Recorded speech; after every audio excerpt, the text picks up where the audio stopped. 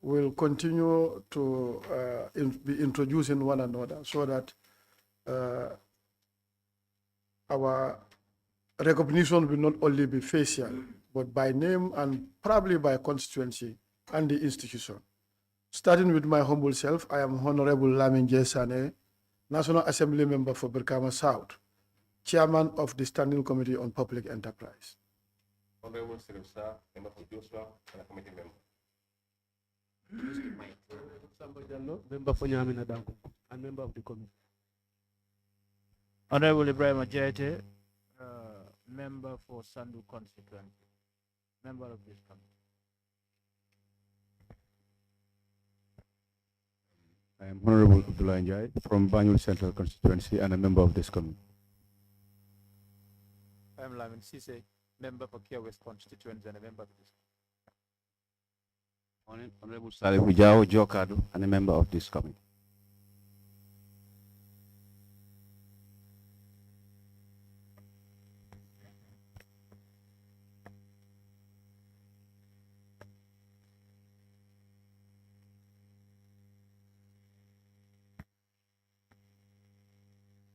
Morning. I am Alhaji Omar Tal, subject matter specialist for the Tech Committee.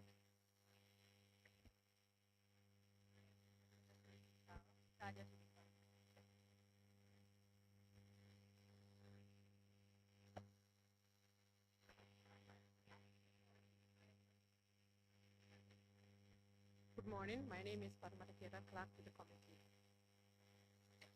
Good morning. My name is Ibrahim Jao, clerk to the committee. Good morning. My name is Modu Sise, Auditor General. Good morning. My name is Bubakar M. Jalo, Director of Audit, National Audit Office.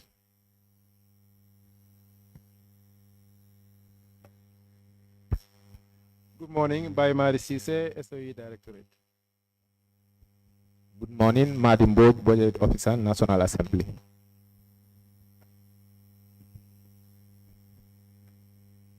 Good morning. I am Paul Gay, Managing Partner, Next Year Peace Consulting, the external audit firm for NAWEC. Good morning. Good morning. My name is Abiyotu George Gay from Next Year Peace Consulting. The button is now given back to the board chair and the team. Thank you very much, Chair. Honorable members, my name is Crispin Gray Johnson. I'm the chair of the NAWEC board. Good morning. Okay, Mr. Gombe, I'll allow you to advise. Good morning, everybody. I am Gumbo Toure, Vice Chair of the board, NAWEC board. Nani Juara, Managing Director, NAWEC.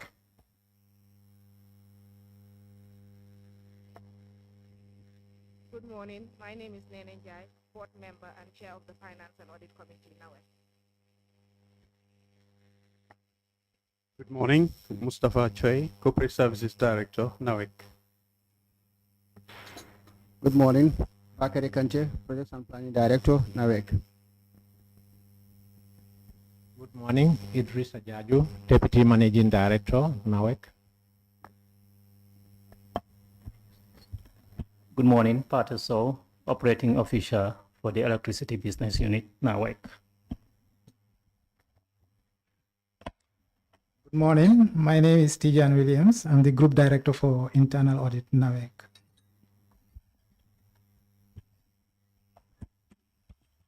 Good morning. My name is Gune Jalo, Customer Service Director, NAWEC. Good morning. My name is Betty Marong. I'm NAWEC's Finance Director. Good morning. My name is Marlene Robert Sede. I'm the Chief Operating Officer for the Water and Storage Business Unit. Thanks.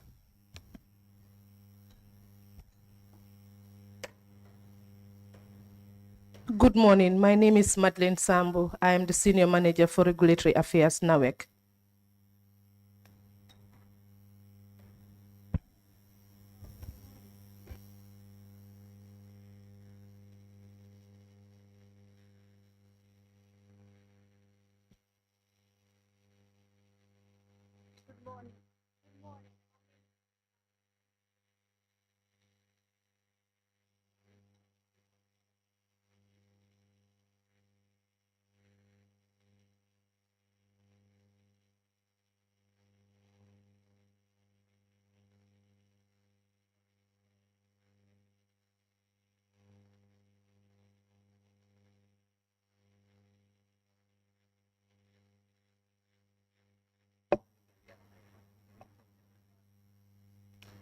Thank you so much, my Honorable Board Chair. I want to inform all of you that we are on live currently. So the next agenda on the itinerary, that is the administration of oath.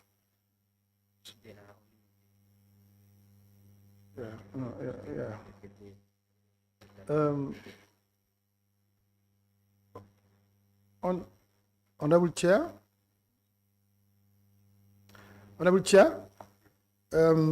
we are maintaining those who have taken the administration yesterday.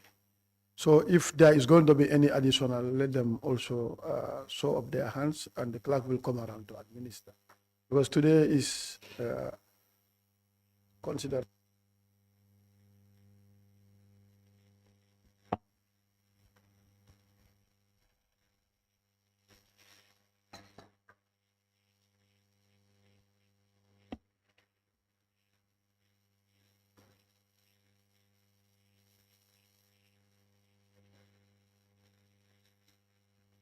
Yes, Mr. Chair, we have an additional board member who would probably be asked to speak at this meeting. It's Mrs. Nenenjai, who's the head of the chair of the Audit and Finance Committee.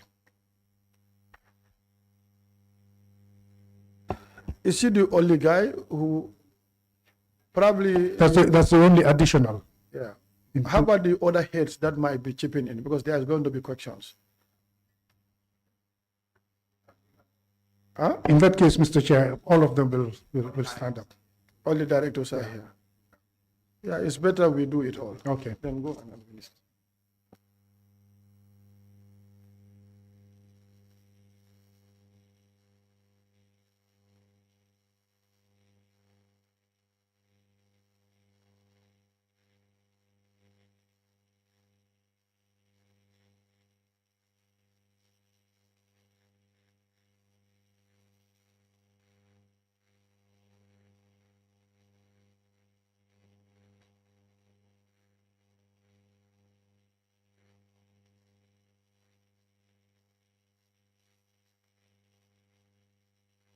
After you repeat after me, then you mention your name.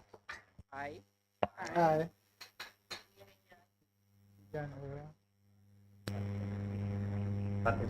Tijan William. Ngone Jalo. Do hereby affirm that I will speak the truth, the whole truth, nothing but the truth.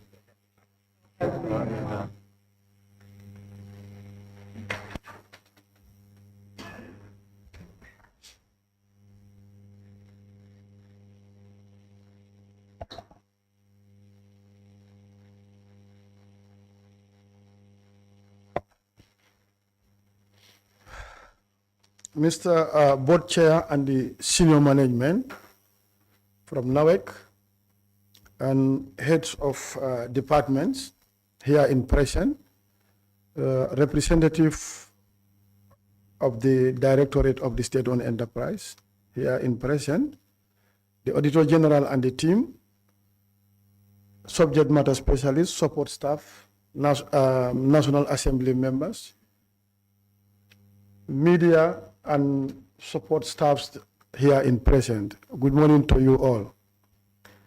May I also seize this opportunity to really apologize to Honorable Board Chair and the team for allowing you to sit for a long time waiting for us.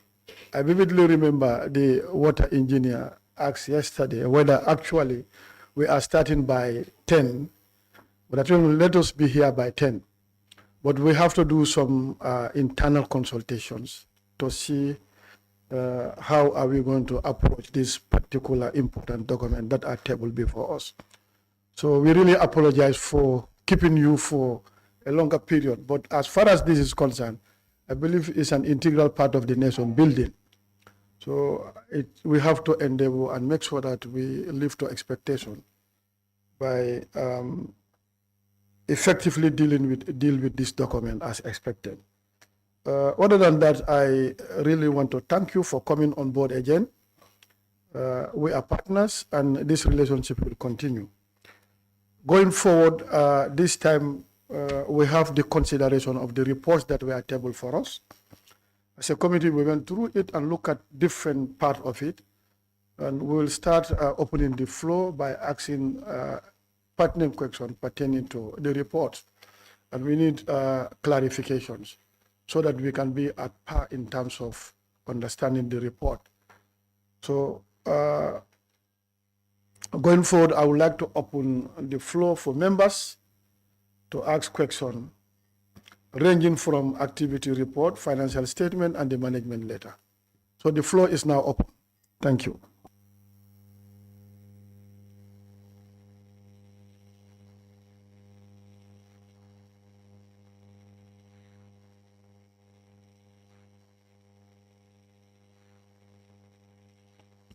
Honorable Chair. Good. Let me. Honorable Sise. As you indicated, there are numerous issues that we would love to raise concerns on, but I would start with the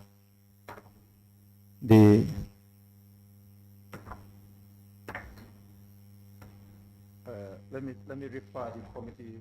Let me refer this to page 25 of the management letter. Page 25 of the management letter.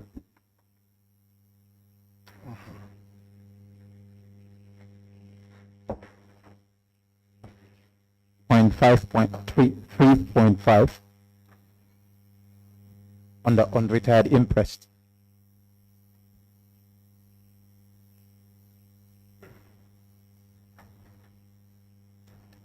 Good. I want them to, board chair, I want to be given a clarification on this.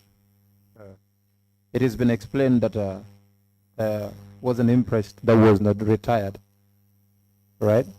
And the management response, it was indicated that part of this unretired interest was given as NAWEC's contribution to the opening of the electricity project in Kiang in 2020.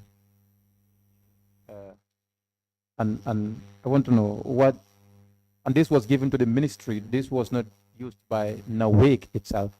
This was given to the ministry for NAWEC's contribution. I'm reading NAWEC's comment now as far as this is concerned. NAWEC says the Green Mid-Green Country Program is an account held by the Ministry of Petroleum and Energy. The interest was paid to the ministry as NAWEC's contribution towards the inauguration of the Kiang electrification project in 2020.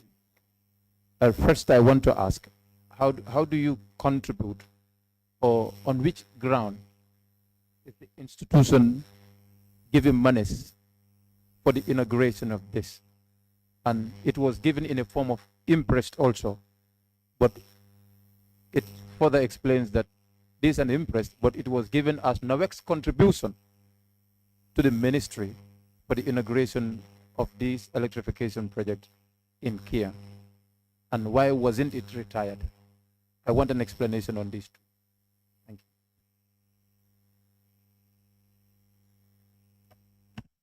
you. Chair, thank you very much for that question, Honorable Member. Chair, I'm going to ask the MD to provide a response, with your permission.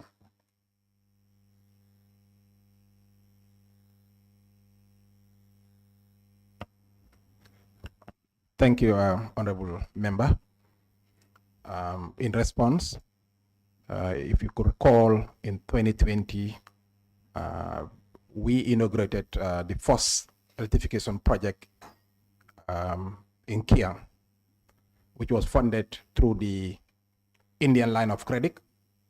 The project was commissioned in 2020, and we, NAWEC, together with the Ministry of Petroleum and Energy, came together and formed a task force for the inauguration of that particular project. It is a NAWEC project under the Ministry of Energy. The amount that we have contributed to that inauguration is what is stated here. This was being coordinated at the Office of the Permanent Secretary, Minister of Energy at the time. So NAWEC contributed towards the commissioning of this project. At the same time, the Ministry of Energy also contributed some amount. So the contribution that we paid for this program was sent directly to the account that was provided to NAWEC by the ministry, so that the funds can be domiciled there, and this will be managed by the committee that was responsible for the organization of the program. So this was NAWEC's contribution, and then we requested that these expenditures be, like NAWEC should be provided with the receipts. The challenge that probably the ministry told us they had was some of these things were used for mobilization. These are political, events. So sometimes they deal directly with the locals and provide funds for them. Some of the expenditures that were made, the ministry found it extremely difficult to get receipts from the locals. And it became a problem. The hiring of tents, giving money to the chiefs to buy, what is called, whatever they will need to do to the organization, the receipts were not provided. Where they were able to get receipts were the ones that they have paid directly to some of the suppliers of some of the activities. Mainly, for example, the event management company that provided the event management, excluding the mobilization that was being done by the locals. So those funds, we were able to get receipts for the payments, but for the local mobilization, that was a challenge for the ministry, but the money was actually being spent. 750,000, we got receipts. We contributed 1.5 million. So 750, we got the receipts. The other 750, unfortunately, up to the time of this audit, the receipts were not available. Good. Board Chair, we're talking about $750,000 from NAWEC's coffers to contribute to the and in fact it was a 1.5 million. NAWEC has contributed that just for an inauguration, 2 hours event, or probably 1.5 hours. But unfortunately, $750,000 could not be accounted for, just because of the reasons that MD has explained. It was not an excuse. This much of money could not be accounted for. So what further follow-ups has been made from the level of the board to ensure that these funds have been accounted for? Because you will answer questions with respect to them when you appear before an audit exercise and before Parliament. And Parliament cannot just accept the excuses because you paid local mobilization, you've paid this, you paid that. Just because of that 750, then if the crowd was more bigger than that, which means another 750,000 somewhere would not be accounted for because of that local mobilization and the sole reasons that he has explained. What further steps has board taken under your leadership to ensure that these funds have been accounted for and they are recovered, if not been exhausted to be retired? Well, thank you very much, Honorable Member. We fully agree with you that it's unfortunate that this large amount of money could really not be accounted for. I am aware that the board has instructed management to do everything possible to secure the receipts that are required to explain the use of this money. It's a large amount of money, I do agree. But if, as MD has explained, the monies went to people who were not in a position to issue receipts, there's very little, I think, NAWEC or even the ministry could have done to reverse the situation. Fully agree. It's unfortunate, it's a lot of money, but this unfortunately is the situation. Yes, Honorable Chair, you want to comment? Yes. All right. I want to suggest that that sounds so serious. If there was such inauguration at 2, 3, 4 places across the country, it would have been 750,000. Any of these places unaccounted. Any of these places to be unaccounted for. If the same mobilization strategy is being used at all these places, which means 750,000 in each of an inauguration will be unable to be accounted for. So what do we do with that as a country and as an institution? Because we cannot just say it is a local mobilization, we cannot account for it. And there could be misuse of these funds. There could be. And how are we sure that the MD said the funds were used? How are you sure that the funds were used when they were not accounted for? Evidence of expenditures were not produced to you, were not presented to you. How did you ascertain that these funds were used and they were used on the right purpose? In fact, that is a question. So it is not definitely convincing to tell us that these funds cannot be accounted for, that go out from institutions' account. Honorable Member, I fully agree with you. It's unfortunate, but I think this is a lesson. We learn from it. Going forward, we will do things differently. That's an assurance from the board. But MD, please. Honorable Member, I think we cannot agree more to your assertion. And this was an issue that we also took up very seriously with the Minister of Energy to make sure we account for this. Lessons have been learned since this particular inauguration. We have done other inaugurations, and we were very, very, very strict as to whoever collects anything to make sure it is fully accounted for with evidence of receipts. And because we've learned from this, and we were very much disturbed, because for the fact that we paid the money to the account and money was taken out, spent, but we couldn't get the evidence. That is the receipts provided. So we were also very much concerned about this, and we made, several, follow-ups at the ministry. But, unfortunately, up to the time of the audit, these receipts were not provided to us. That's the reality, and we are very much concerned because these are public funds. It doesn't belong to any of us, and we are, given the responsibility to make sure they are protected. And definitely, we will make sure this thing will not be repeated. And we'll continue to follow up with the ministry to make sure that we get the receipts to have in our records. It's true.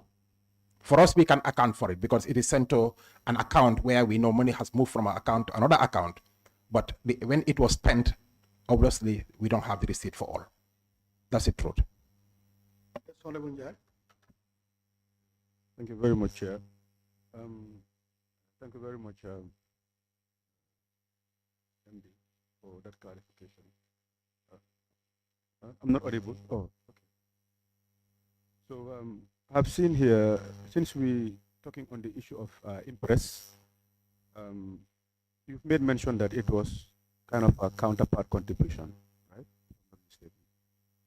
So, but in the financial records, they are highlighted as expenses when they should be receivable. So that doesn't really make sense because it says here NAWEC treats the impress when issued as expenses in their financial records rather than receivables. So I would want clarity on that. Because these are impress that should be. Thank you so much, Honorable Member. As stated, yes, and that's probably one of the reasons why it wasn't followed up earlier, that it was expensed at the time of payment. That was an error. So if it was posted as receivable, it would have been followed up because the balance sheets are followed up. So as it states when you were reviewing the accounts, this was in July 2021. That's when we discovered this. And then it was corrected as a receivable, and then efforts were made to collect the the receipts from the ministry. If you expense it, you will not follow it up because you already have expenses. But it was reversed subsequently. But it took a while. It was done in July of 2021. It was an error to expense it, yes. Thank you, Mr. Chair. Is it on the same matter? Yes, yes. Honorable, Mr. Chair, I think this is something that is very serious in the sense that it has been picked by auditors. And here it is lined in your book, portraying a negative picture about NAWEC. And this has been a problem. When is this going to be resolved? Because it's something that is very important. You remember, if this is sent as an impress, and you recover half of it is still pending. For NAWEC to partner with donor agencies or other partners, it's going to be difficult if there is always a negative picture in the book. Whether it's going to be a write-off or how are you going to recover this thing? Because it should be recovered. It could be recovered because you remember people were given impress, but eventually when receipts were not provided, you will have to return the money. This is something, as he rightly alluded to, is public money. And you cannot, there is one thing is very important for us to have a degree of independence. You talk about politics, and this was given for a mobilization of people. We are politicians, we know how it takes to mobilize people. And whatever is going to be used in order to maintain the people in terms of provision of foods, musical sorts of. But if you are going for these things, you have to be prepared. That local resources has to be provided, that are authentic.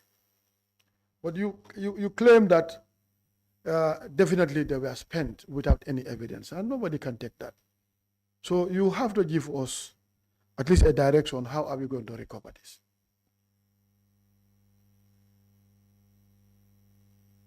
Chair, we fully agree with you. These public monies. They have to be accounted for. And as our MD has just mentioned, we're still pursuing the ministry. It's the ministry that disbursed the money. And they should account for it. We've been pursuing them and we continue to pursue them, to ask them to render account of how these monies were spent. But as we said also, going forward is a lesson for us to learn from. And we've been very, very vigilant since this unfortunate incident occurred. Honorable Chair, I want to know the purpose for which these monies were paid to that account were highlighted here, but on which basis, you say, on which ground those NAWEC has? Where do you take these funds from? And who instructed? Is it by law? And the project that you went to inaugurate, is it NAWEC's project or is it a government project? Or is it a project that was directly under the custodian of the ministry, and the ministry probably used NAWEC as an implementing agency, but the ministry directly controls it? And they want to inaugurate their project that is directly under the control of the government, and the NAWEC is contributing for the inauguration of that project. On which basis was this money disposed? 1.5 million. Who instructed the payment? Has it been authorized by the board before the payment was effected? Can we know the basis of this? Or on what ground have you taken to say, okay, we could take 1.5 million and put it into this inauguration by law, we could be vindicated, and it was authorized by the board, and let us know it is a right transaction. In fact, to retire them or to be accounted for is one thing, but should it be done is another thing. MD, please. Thank you, Honorable. In response to the purpose, First, let me just say it is a Gambia government project. NAWEC being 100% owned by Gambia government, we are the implementing agency for the government of the Gambia. We are a PE, and the main shareholder is government. They are 100% the ownership. So whatever we are doing, these are funds that came through the government of the Gambia, and NAWEC were assigned to implement. It is not coming from our budget. What we spend for the fact that the project was assigned to us for implementation, when it was ready for commissioning, this is normal for most government projects. When they are implemented, you commission, because one thing is clear: government is a political entity, to be honest. When they implement their projects, also is meant to provide services to the people. Kiam being one of those examples that have been deprived for the longest time without energy. When this project was being implemented, I'm happy you are smiling, because you are also from Kiam. For the first time, you even have poles thanks to that project. And we were all excited at the time, for the first time, that our people in Kiam are also going to benefit from such a project from the Gambia government. So we contributed to this inauguration, and Minister of Energy also contributed to the inauguration to make sure we make it an event that every Gambian would understand that the government has also come in to support the people, because we are all taxpayers, and that since independence, that community has been denied electricity supply. We came all the way to Kalaje, we stopped. We were in Jara, no services in Kiang. So for the first time when we entered Kiang, every one of us was excited. And when we were doing the inauguration, it was done in that spirit. And we contributed from our budget to make sure that the commissioning is done, and done befittingly. All right. I don't want to get into Kiam much. Hence we're talking about the Gambia, But was this from project funds, or it was from your budget? The project funds will not support activities of like that nature. It's coming from our budget, NAWEC budget. Why the project cannot fund activities like that? Well, if we are familiar with donor-funded projects, they don't provide support for those activities. They just make sure they support activities that will have direct impact on the people. So when it comes to those contributions, the state contributes. That's why even if you see some of the projects, people who are affected by the projects, it's not the donor that compensate. It's the state that compensates. So those are not things that the donors will normally come in to contribute or make any spending, because they expect that if they are able to give you a grant or give you funding as a state, that should also be part of your own contribution. So those things they don't fund them. Honorable Chair, in my view, donors are not going to give you money to go and cook benachins and buy tents, and for 1.5 million in 1 hour you disperse. They cannot do that. And I want to believe that this is a norm for NAWEC to contribute in the inauguration of the project. Indeed, yes. It is not norm, not only for NAWEC, it is a norm for the country. It is everywhere in government, it is everywhere in government agencies, it is everywhere in private sector. So it's a norm everywhere. That's true. Thank you so much. Mr. Chair, I just want to inquire whether a contribution to the inaugural meetings, that inaugurations of projects and so forth, is it the policy direction to make that contribution?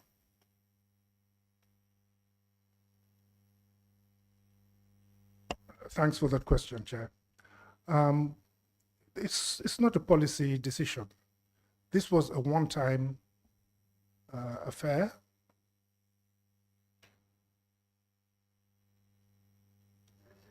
it's a one-time affair, and normally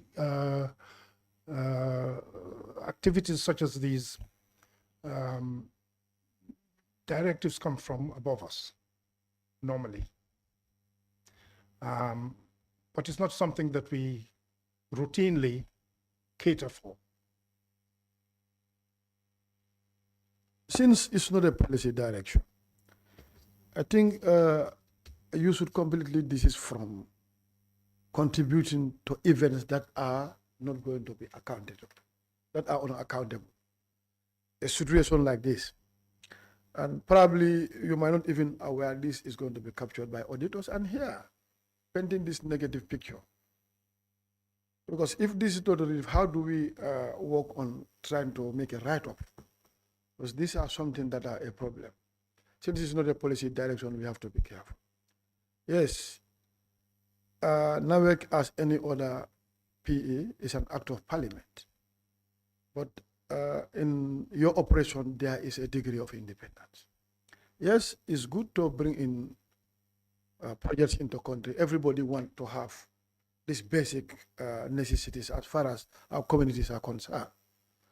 But if you look at the level of marriage between the PEs and the government, which is purely politicized to an extent that it becomes a problem. And look at you. You don't have any other government officials to come and make this clarification, but you as an institution. So going forward, this has to be something. And let's do everything humanly possible. We make sure that this is resolved before the next audit session. Thank you very much.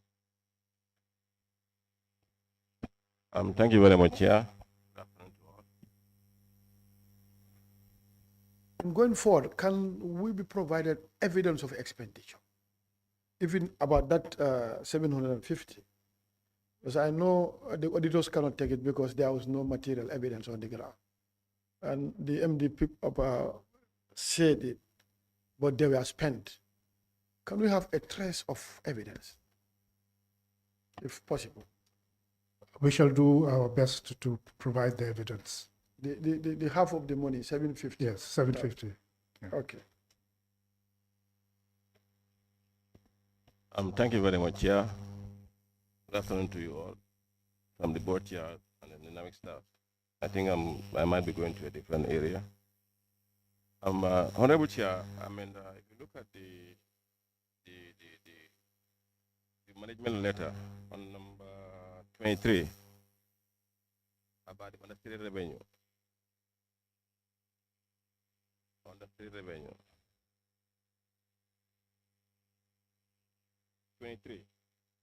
23. Understated revenue. Understated revenue. The heading. I think if you look at the financial statement of NAWEC, it's like NAWEC is underperforming and NAWEC is not currently making profit. I think we all might agree on that. And we all know that we in this country, we are always depending on revenue. The money that we collect is what's taking of this country. But if you look at the understated revenue here on this column, it's telling you that 236 million is understated. And then I think I would love the director or the finance to explain how it's happened. If it was that the system cannot capture over 236 million as an understated revenue that comes from NAWEC, I think we need a proper explanation on this, because it's like if you go through your response, you are trying to, because unfortunately, according to your report, unfortunately, the old system for the billing allow the adjustment of the revenue amount, if it's an error, to be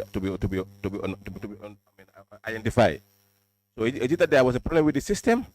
What was the problem? Why the whole amount was understated? I want to know. Thank you so much for the question, Honorable Member. So the issue with the old systems that we use, and understated, is that the revenue is captured in the billing system, but not the statements. And the issue with the old system, the integrity was quite difficult to place any reliance on.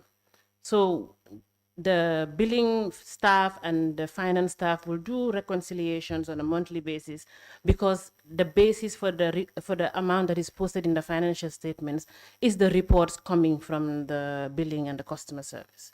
So they will do that. But the problem with the system, with anyone who has experience with IT systems, especially for financial reporting, is that it allowed you to retrospectively go and edit past transactions, which is significantly problematic.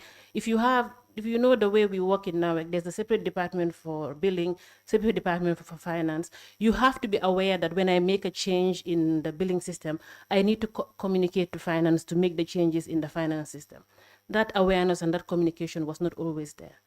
So the problem that we had is that you can reconcile a particular month because the basis for the recognition in the finance system is actually the reports from the billing. But when they are subsequently changed, if that report is not sent, then that's where you have a difference. That's just the environment in which the financial reporting existed in 2020. Like I mentioned, these were some of the key issues that we had. And that was one of the reasons why we needed to have a fully integrated system where there's no human intervention. Because these, even if you have the most qualified people, if you have two separate systems, there is bound to be miscommunication due to human error. So when this was discovered, we did consider adjusting it in the financials, but yeah, we could not. It was a decision. It was difficult because we couldn't also place 100% reliance on the figure. It was very difficult to say that it was accurate or inaccurate. This is the assessment from the auditors. That is, it's an assessment of what they saw in the system to be the accurate revenue figure. I'm not saying it's right or wrong, but we haven't gone back to verify it, and it was difficult then to add to the financials. By the way, if you added the revenue, the corresponding account is the accounts receivable. So this would have increased the revenue and increased the accounts receivable. But both these accounts for us had issues in the past in terms of ensuring its credibility 100% because of the way the system was before. But that is something that we have worked on subsequently. Thank you very much, Madam. I think, use the word "but" there. What you were trying to clarify things. Well, I think, Madam, if you look at this amount is not a small amount, and then from 2020, if you look at the auditor's note, on the auditor's notes, external auditor's note, they made it very clear that there was no evidence showing that there was reconciliation on a monthly basis. So if you did not reconcile, how will it be possible for you to get back to this figure, to identify where this figure is currently at? Because if there is no reconciliation, it's going to be difficult to identify the figure. So is that this will continue coming every time in your financial statement, and when it's coming in the financial statement, it becomes negative. And having that this problem was solved, maybe at the current loss that you are running at, it's not impossible. So I think it's important for you to tell us clearly how it happened and where currently this amount is, because we need to know. So the fact that there's no evidence of reconciliation does not necessarily mean that there's no reconciliation. In internal controls, when you do reconcile, you need to actually sign off by both parties. That practice was not there. So the auditors are right. They came to audit in 2022 on accounts that happened in 2020. So the evidence of reconciliation does not exist. And in audit, if you don't document it, it doesn't exist. But that does not mean that reconciliation was not done. The reconciliation, the basis for recognizing in the financials is actually the reports which are received from the customer service system and reconciled between the two. So the financial system doesn't have its own reports for billing. There's a Galati system. They bill at the end of the month. They send the reports for finance to reconcile, to record. So that at that point it reconciles. Madam, but if you say that they reported because it was not signed. If it was not signed, that's meaning there was no reconciliation. Because if something is not signed, there's no reconciliation. And if people were here, this was done in 2022. from 20 to 2022, and this was done in 2022, and it's still there. So that's Kodoma telling you that it was not signed, then there's a problem.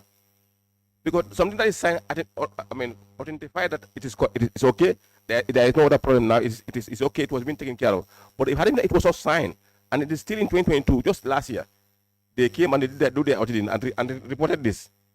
So I think, Madam, we need to work on this thing and then try to make it signed to know that it is.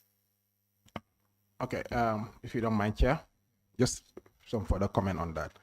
I think most of the people who are in this committee are aware of the backlog that NAWEC was battling with in terms of our audit. And the reason why we had to do some investment in our IT system is because we have recognized in the past that we have too many standalone systems, IT systems in NAWEC, that were not fit for purpose. Because on a normal, system, you need to have an integrated system, and this was absent. So the billing and the finance, systems were not communicating. There was a lot of human in the interface that was not helping in the situation. And what the issues that are coming even now were even issues since 2014 or 2015. They were there because the reconciliations between billing and finance has always been an issue. It's not because cash is missing somewhere. No, because normally what we realized is you have more in the billing system as revenue, but that is not recorded in our financial statements. But not because there is cash missing somewhere. That's not the case. But you are very right that these issues should have been addressed. That's the hard fact. And when we do reconciliations, they should be signed off. Because, audit is evidence-based. We agree entirely. And we are aware of some of these shortcomings, but be rest assured that our systems are now communicating real time. Whatever is happening in our billing system, in our prepayment system, is reflecting in our finances. So the issues that we encountered in the past will not be the same because we now have our system that went live in 2021. So going forward, we'll see a significant improvement, in some of these lapses. Yeah.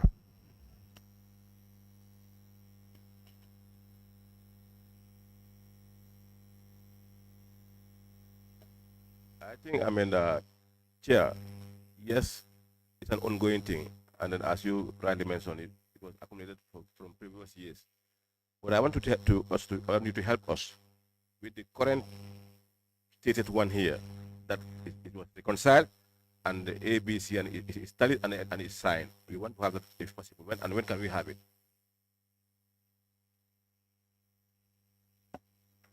Chair, we'll work on that and get back to the committee as soon as possible. Yes. Honorable Chair,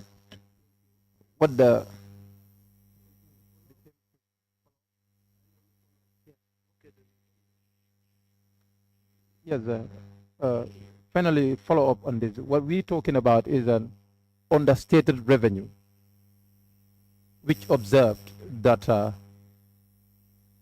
NAWEC's expected sales bills collection figure was 4,134,747,142. Sales bill collection reported by NAWEC after the expected 4 billion. The sales reported were 3,898,268,033. The difference between the two is 236,479,109. This is the difference we're talking about. And from finance director's explanation, this is due to reconciliation lapses. Reconciliation. And if auditors report that evidence of reconciliation were not provided for to ascertain whether it was in fact a reconciliation lapse or not. It was not because reconciliation was not done. It was in fact further that whether it was due to reconciliation or not. That report would have ascertained that.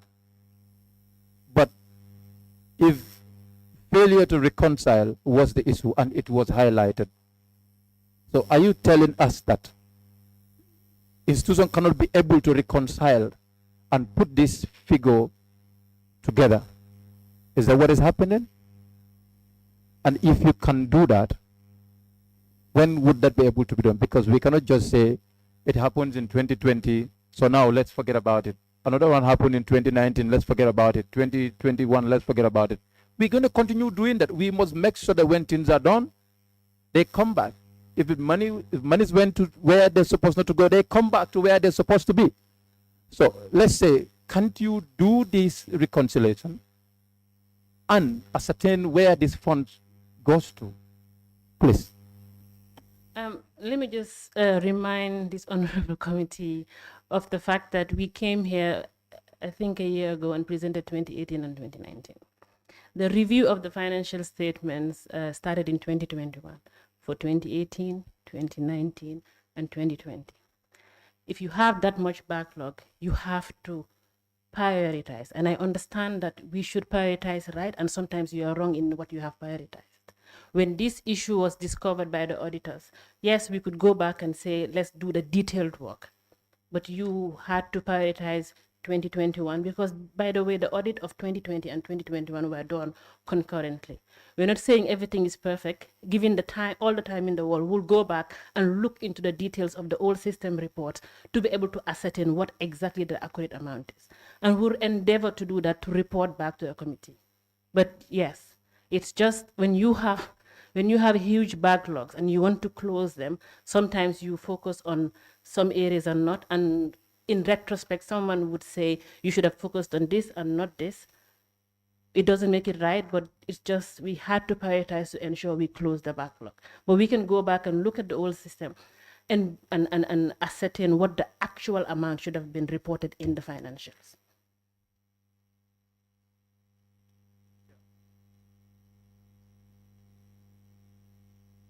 Chairman, if you don't mind, I just want to make a comment quickly. After a second look at the figures, if you don't mind, I want to make a comment. Sometimes the expected sales bill collection figure and the actual collections, this might be different. Because I just want to understand whether we are just talking about collections reported in the billing system or we are just talking about sales figures in the billing system. After a second look, because those two can be different, because what is reported as collection in finance is not the entire sales figure, but I know the sales figures also need to be reconciled on a monthly basis for it to tie in, to know this is the total sales for this particular month, and finance should have total sales. Collections figures would be different from the sales figures at any given moment. So I just want to be clear as to whether the total sales that are in the billing system that are expected to be collected and what has been reported to be collected by NAWEC and is appearing on our finances. So I'm not, but I think the auditors can help me also with some clarification on this. Yeah, okay. So maybe if I can read, Mr. Sise, Honorable Sise, can I read what the auditors wrote? A recomputation of the sales bill collection figure was carried out using source data such as Suprema reports to the entire year, which captures all prepaid cash power sold, and the Galati report, which captures the postpaid bills generated. The expected total sales was compared to the amount reported in NAWEC's general ledger, and a difference of about 236,000 understatement was noted based on our computation of the entire income. Yes, so let me just make clarification here. For the prepayment system, all the revenues that are there are revenues that are already collected. For the postpaid system, the sales figure is not the same as collection figure. That needs to be clarified. Because for the postpaid system, these are sales that are made, but the collections are done later. That's why we have areas, institutions, and individuals that owe NAWEC. So what you collect will not be the same as your sales. So sometimes this has to be clarified. If the sales figure that is in the billing system is what is different from what is in the finance system, then we know that there is a reconciliation problem. But if it is the sales figure that is different from the collection figure, automatically you expect that the ones that are not collected would be the difference. Thank you so much, MD. Before we go further, I think the auditors are here. Yes. This is their report. Yeah. We can allow them to come and make some clarification if we are not very much clear. Good morning once again. What we are referring to here is the actual sales that was sold using the prepaid system, which is the Cash Power Suprema, and the postpaid system, which is Galati. So this captures all the sales made for electricity and so on. Then we compare this to what is actually captured in the general ledger. So we do know that for postpaid, you buy, people like a customer will buy, but it doesn't mean that you receive the money at that time. That will come under receivable. So it's a separate issue for that. But this is actually what was sold as reported in the billing system. Sold or collected? What was collected or sold? Okay. Yes, No, we come just, in. Honorable Cisse, we just want clarification. You know, sometimes we, yeah, please. I think to further clarify, we need to start from the origin here. There is a very heavy culture of whereby there is a lack of reconciliation when it comes to revenue and other major accounts at NAWEC. For the prepaid electricity, which constitute about 67% of the electricity revenue of NAWEC, the expectation is that when electricity is bought, which is on cash basis, there should be a trail from that point up to when it is banked and when it is captured in the ledgers. And there's an absence of that audit trail when it comes to this control mechanism. And secondly, coming to the postpaid, which is the billing in arrears, which constitutes about something like just under 20%, even money is not received at that particular time, it is captured as revenue, and then you chase your debtors as well. And even with that, there's an issue of reconciliation because customers in that category would be central government, parastatals, and other major private organizations. To resolve this issue, there has to be a daily reconciliation of revenue, be it postpaid or prepaid, which there is an absence of that situation at the moment.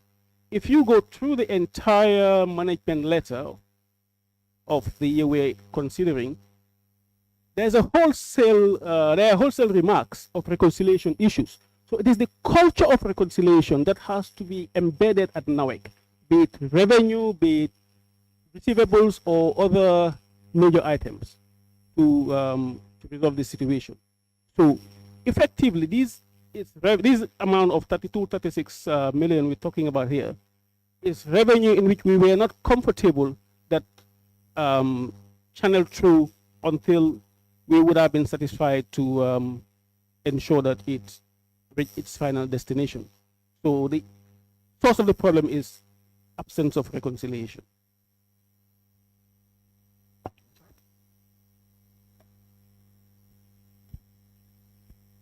Thank you very much. Yeah, I think, I mean, I don't know how it happened between the NAWEC chair, the board, and the team with auditors. Because I think if auditors prepare their reports, it is sent to NAWEC for NAWEC to go through and then come up with their response. I mean, but I think, I mean, today should have been questions that we need to ask and respond from the auditors. these are things that we need to clear at the initial stage. So I think there's a problem somewhere, and when from today, if auditors rise to you through the board chair, I think the response should have come immediately before we come to this level, because it's like it seems there's a problem somewhere. They are explaining, and then there's a denial somewhere. So there's a problem that we need. We cannot explain here. So the best thing should have been when the auditors put in their claims or their opinions. I think there should be a response immediately before they finalize the report. So I think that's the way it should be. Thank you.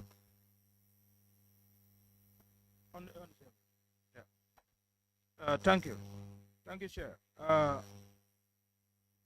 I am with the belief that the evidence for reconciliation, if not found, and as alluded to by the Director of Finance, that the evidence for reconciliation is not found. That I want to put it to her that there is in fact no reconciliation. If the evidence is not found, that means there is no evidence, there's no reconciliation at all. You know, because she alluded that the understatement of 236 million, 479,109 dollars. When it was flagged, they've never gone back to check whether it's true or not. I want to put it to her that there is no reconciliation at all in their ledgers, and I think she has already confirmed that. You know, so that is a point that I want to, yeah. Can I respond? Yeah, you can. Yeah. So the financial statements of NAWEC is very broad. To say there was no reconciliation is kind of extreme. In this case, yes, there was no evidence of the reconciliation. But to say broadly there was no reconciliation, I would not accept that. Then why was it not confirmed? No, Honorable, let me just. If you cannot go back to say whether it's true or not, you know, then there's nothing that exists. Yes. Not to take too much of your time. You are very right. If you don't provide evidence, then it's considered not there in terms of auditing. So for this particular case, yes, we don't have evidence for the reconciliation, and that's why I said this earlier. That's why we have invested heavily on systems, so that this issue of reconciliation that we have been battling with for decades now can be history. And you are very right. Thank you. Before you come, Mr. Chair, is there any possibility for you to provide us current monthly reconciliation, if possible, going forward? Actually, we have daily reconciliations now because there's system integration. So to ensure that we capture system failures, we reconcile on a daily basis. That can be provided to you. No, but we're talking about this particular issue that is captured here in 2020. Yes. So yeah, the records of the posting will give you that. We'll provide those documents. Just wanted to mention also that the finding of the auditors on this issue has really helped us to change. And as Betty just mentioned, now we reconcile on a daily basis. So there are big improvements in the system, partly because of the findings on this matter. I think, thank you for that information. I know most of the responsibility is bestowed on you as the chair. That's the governing issue. And most of these are governance related. So you have a lot of job to do and your team to make sure that you put NAWEC on a firm footing, because these are issues. I quite agree, because previously if you talk to them, they will tell you this was in the past. And that was a paradigm shift in our political arena from 2016, 2017 going forward. It is not as business as usual. So we believe now we need to put things on straight and report as expected. But if still we are confronted with these issues, that is really pointing finger on the governing board. So which is very, very important. So we would like to get an information. We'll like to get an update of monthly reconciliation in respect to this particular query that is here. Not just reconsider, because when you do the sales, they post in the system, then after you export and reconcile it, isn't it? So that evidence should be, you should be able to produce that for us, whether it has even been posted, or then we can be able to know that one. Yes, then if it is not posted, you can say, in fact, these things were sold but not billed or whatsoever. You can establish something after that. But unless we get that, whether it has been posted in the system, then that record would help us to establish some figures. Honorable Chair.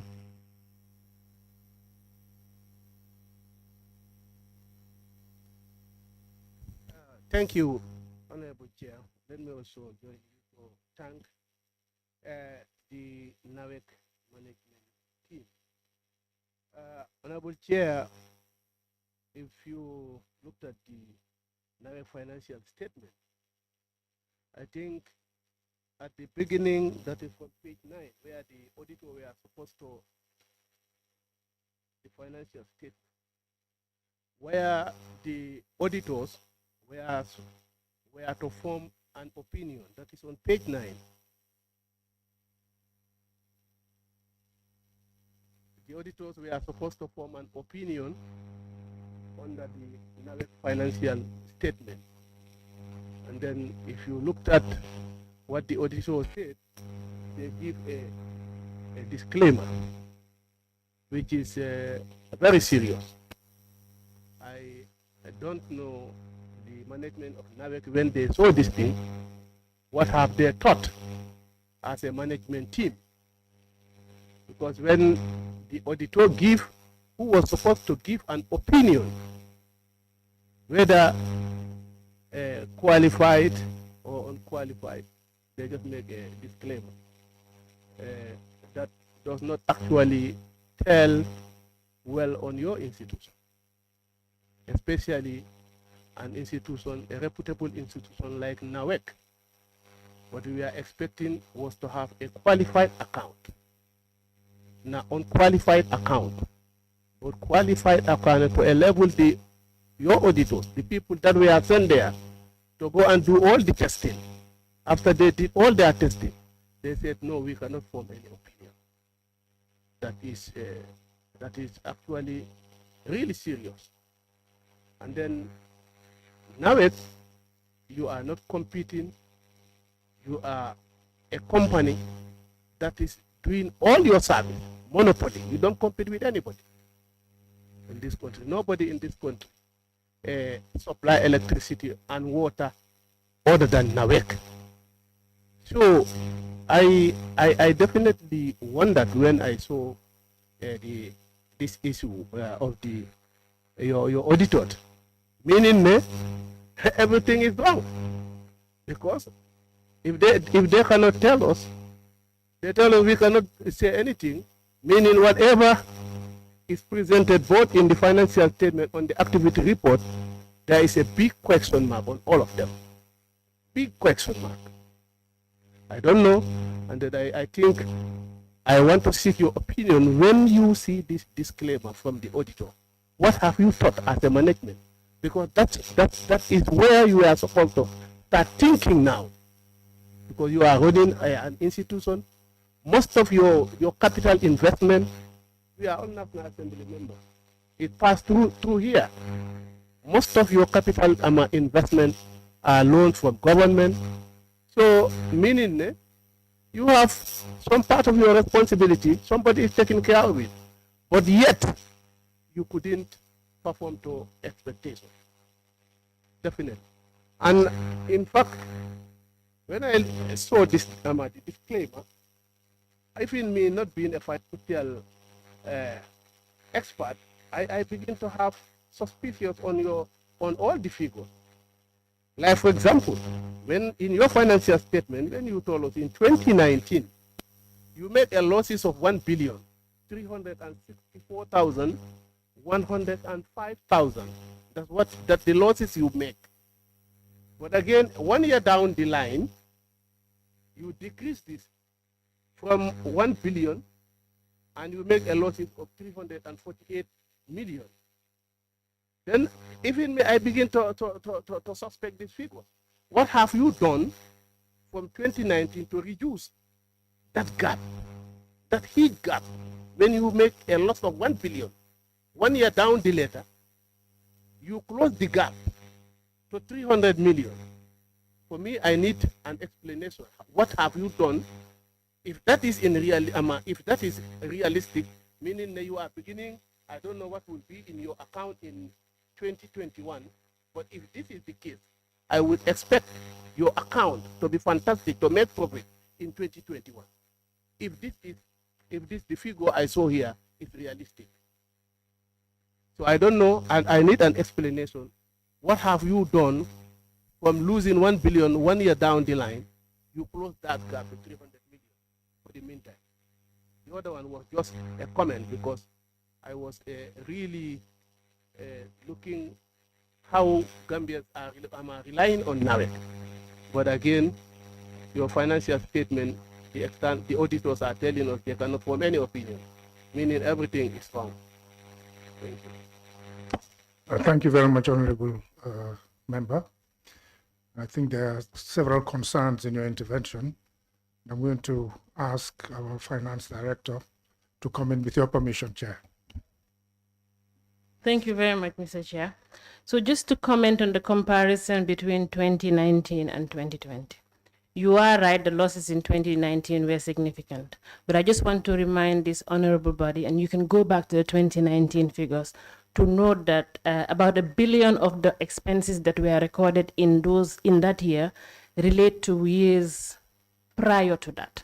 So as far back as 2010. So most of it was depreciation, which was not recognized in the previous financials of NAWEC. So we did a cleanup in 2019, and those were reflected in the 2020. That was explicitly explained in the financials of 2019. Similarly, there was a write-off of 221 million, if I'm not mistaken. So in the finances last year, where was I?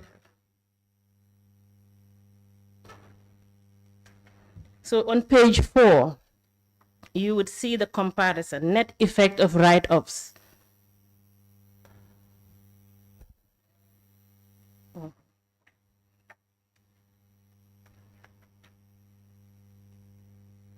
So just to say that about $1 billion of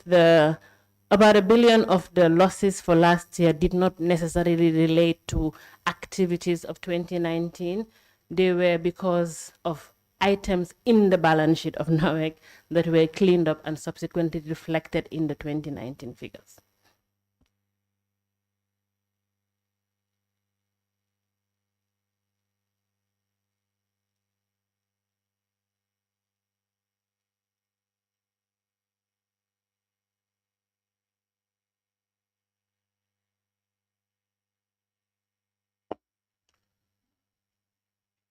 Mr. Chair, I think he's reporting a very important issue that the auditors went through your report, and they are not completely satisfied. And as you can look at what is entailed here, it has, in her response, she emphasized the area of bad locks from 2010 onwards up to 2019, and she made some comparative analysis. Until a write-off was about 200, you said 221 million write-off. Okay. So if you look at all these things, I think going forward, where Honorable Samba is coming from is very important. I vividly remember in 2017 to 2018, then the government has taken a debt burden of almost 9 billion plus, as far as NAWEC is concerned. From 2017 to date, almost all the investment that is in Gamtel, in NAWEC, is primarily financed by government, contracting loan and contracting grant, investing heavily the capital investment in NAWEC. Notwithstanding, NAWEC is also in charge of their service that they are doing, which they have a monopoly over the production of electricity and water. I think this is something like if all this investment from 2017 up till date, and up till today, you look at the debt burden that is also going. It's an issue of concern, and we have to look at this thing. It's a reputable institution that we cannot afford to allow it to suffer in this way. I think this is a situation whereby we have to face one another and speak about the hard facts and see where the problem lies, and we make sure we remove that problem. Now we continue to serve the Gambians. These are very issues. I vividly remember the amount of investment that is on NAWEC, and yet you are still going on. So if you look at the profitability aspect, up to today, because we expect among all these institutions, NAWEC should have been paying dividend more than any of. But you talk about the past. The past cannot continue up to eternity. It cannot be confronting you up to eternity. There should be a stop. We have to make it that distinction, which is very, very key here. And we definitely will have to work together and make sure that we salvage this institution. Caesar, you have one thing? What Honorable Jallo has highlighted on the disclaimer here, it is telling us that the auditors were unable to obtain sufficient appropriate audit evidence regarding whether the opening balance contained a statement that materially affects the correct period financial statement. It is telling us that the issue were so serious that auditors cannot establish what is happening. There was no evidence of audit to tell them that this is what was happening. To tell me, Honorable Chair, this house is so bad that I could not enter the room. So because I don't know what is happening there. This is what they are telling us, right? And what Honorable Jallo question was that there was a losses of 1 billion plus. And 1 year down the line, you were able to close the gap to 300 million from 1 billion. They say, oh, now we are performing very well. From 300 million, we are coming down to this. And he said he is expecting that then come 2021, probably you will zero-rise it. There won't be any much losses or no losses at all. So his question, what was the basis of this significant close of this gap from 1 billion to 300 million? Right? That was a question. If we could be explained that would help us very well. What have you done, and what was the basis of this significant closes of the gap that you've met from 1 billion to 300 million down the line? So can you please tell us that? So I think I already explained that. You, in looking at this at the face value, you are comparing apples and oranges. To be able to compare apples and apples, you need to discount the prior year costs that are reflected in 2019.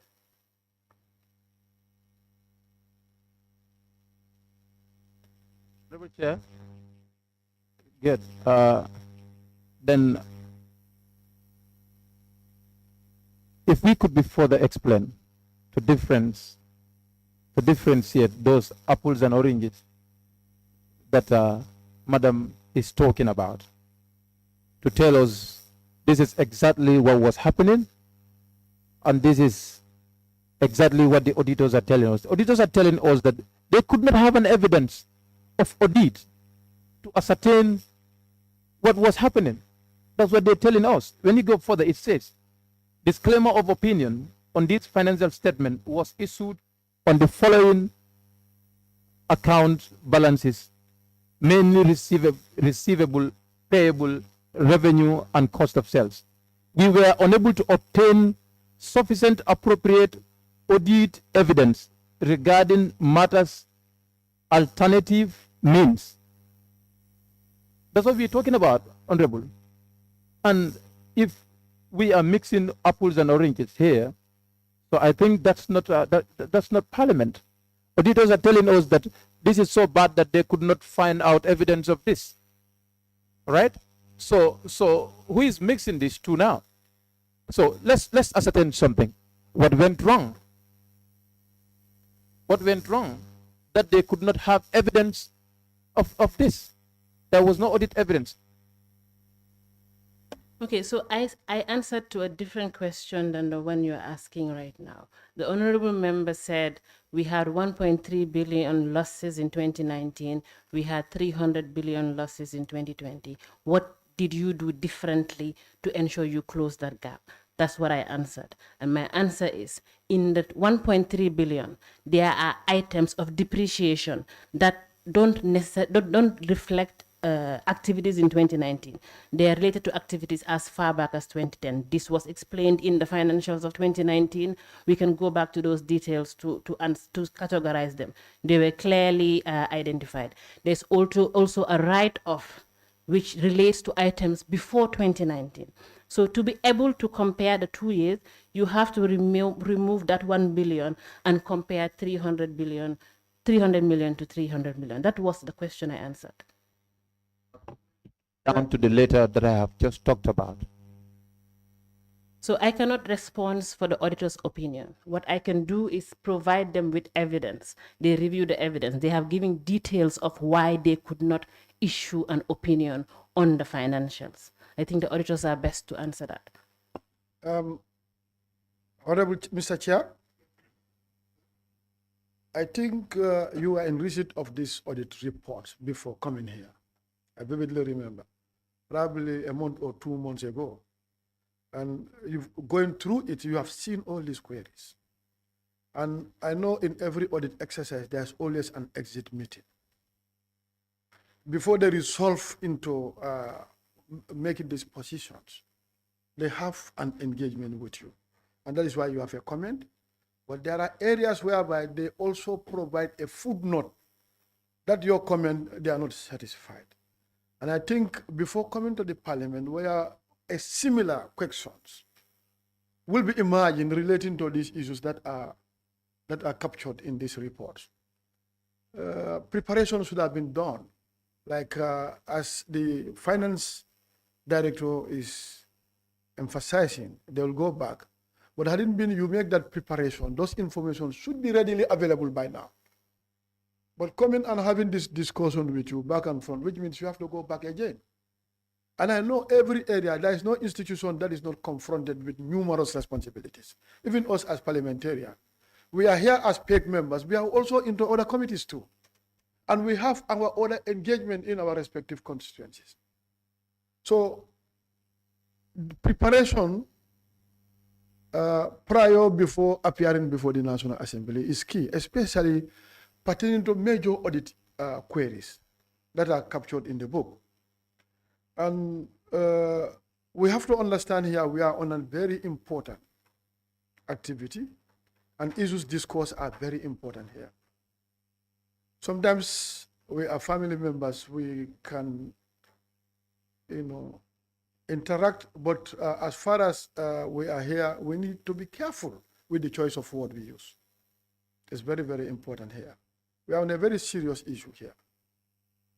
For us, and I'm going to repeat, we obtain our mandate from the people, that include you, for us to be the representative of the people here. We are time bound. And what is incumbent upon us to write a positive legacy? This cannot be done without a cordial working relationship with these peers, particularly NAWEC. NAWEC is the biggest of all the 13 PEs. And the amount of investment that has been done within this period, I believe you should have significantly improved. But going forward, I'm not saying you are not improving, but we are not very much satisfied with the level of improvement. And now you have signed a performance contract. So that is something else that we have to look at it. This is our baby and we cannot afford to lose NAWEC. So it's very, very important. We have to look at it critically. And self-COVID.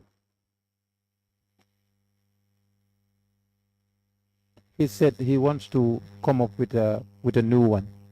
Yes, but the list of accounts and issues on which the auditors were unable to establish or to have a sufficient evidence to definitely ascertain whether those transactions are there. It says on paragraph page 10, 9 moving to 10, it reads on paragraph 4 on the page 10, it says, our audit noted a difference between the billing areas.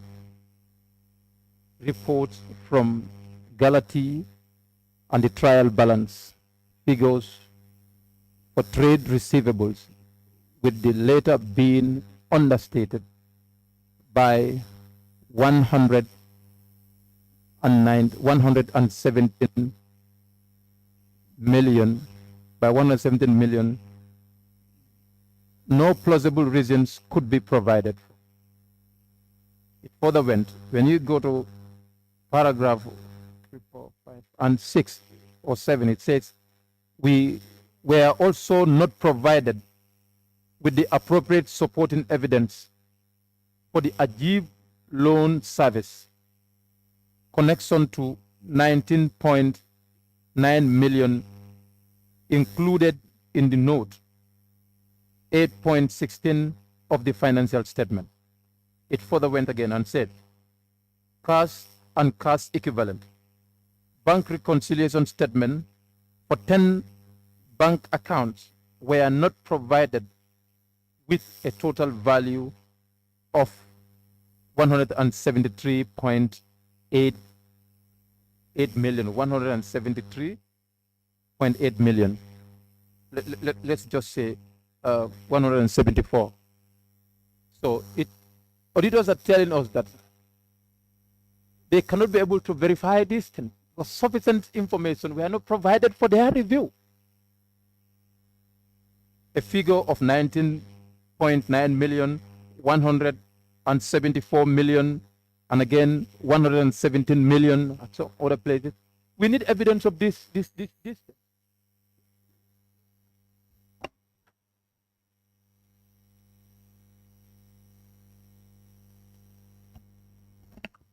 Thank you, Honorable Sise. I think if you look at the disclaimer coming from the audit, I think everything boils down to issue of reconciliation.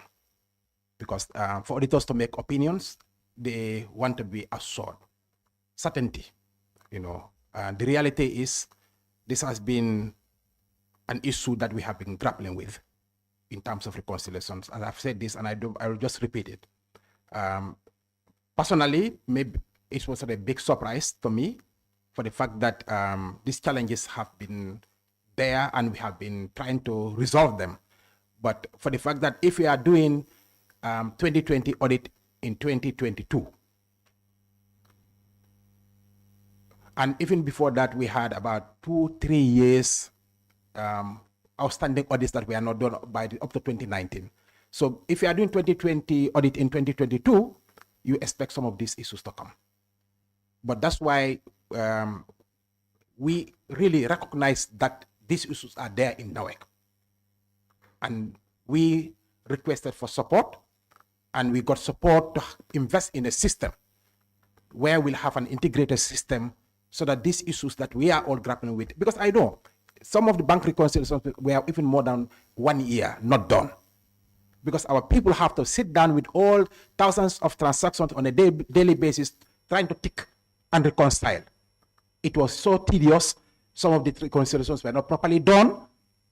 And this was a problem in NAWEC. That's the hard fact. We are not going to be here to be defending positions, because all what we are interested in audit to make sure that we see our gaps and then we act and make sure we improve. That's our interest. And we will not shy away from our responsibility to say that because auditors did not come with an opinion, because we don't recognize that there are issues. There are issues.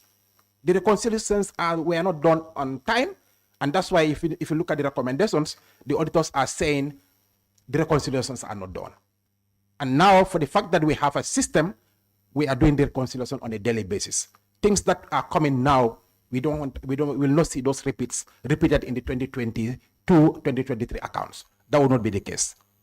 You might experience similar issues in 2021 as well, because we only went live with our new system in October 2021.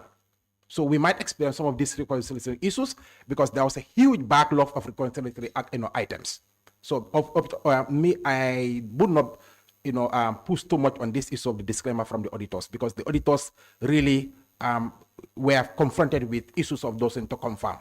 And I think we will improve from here. Yeah.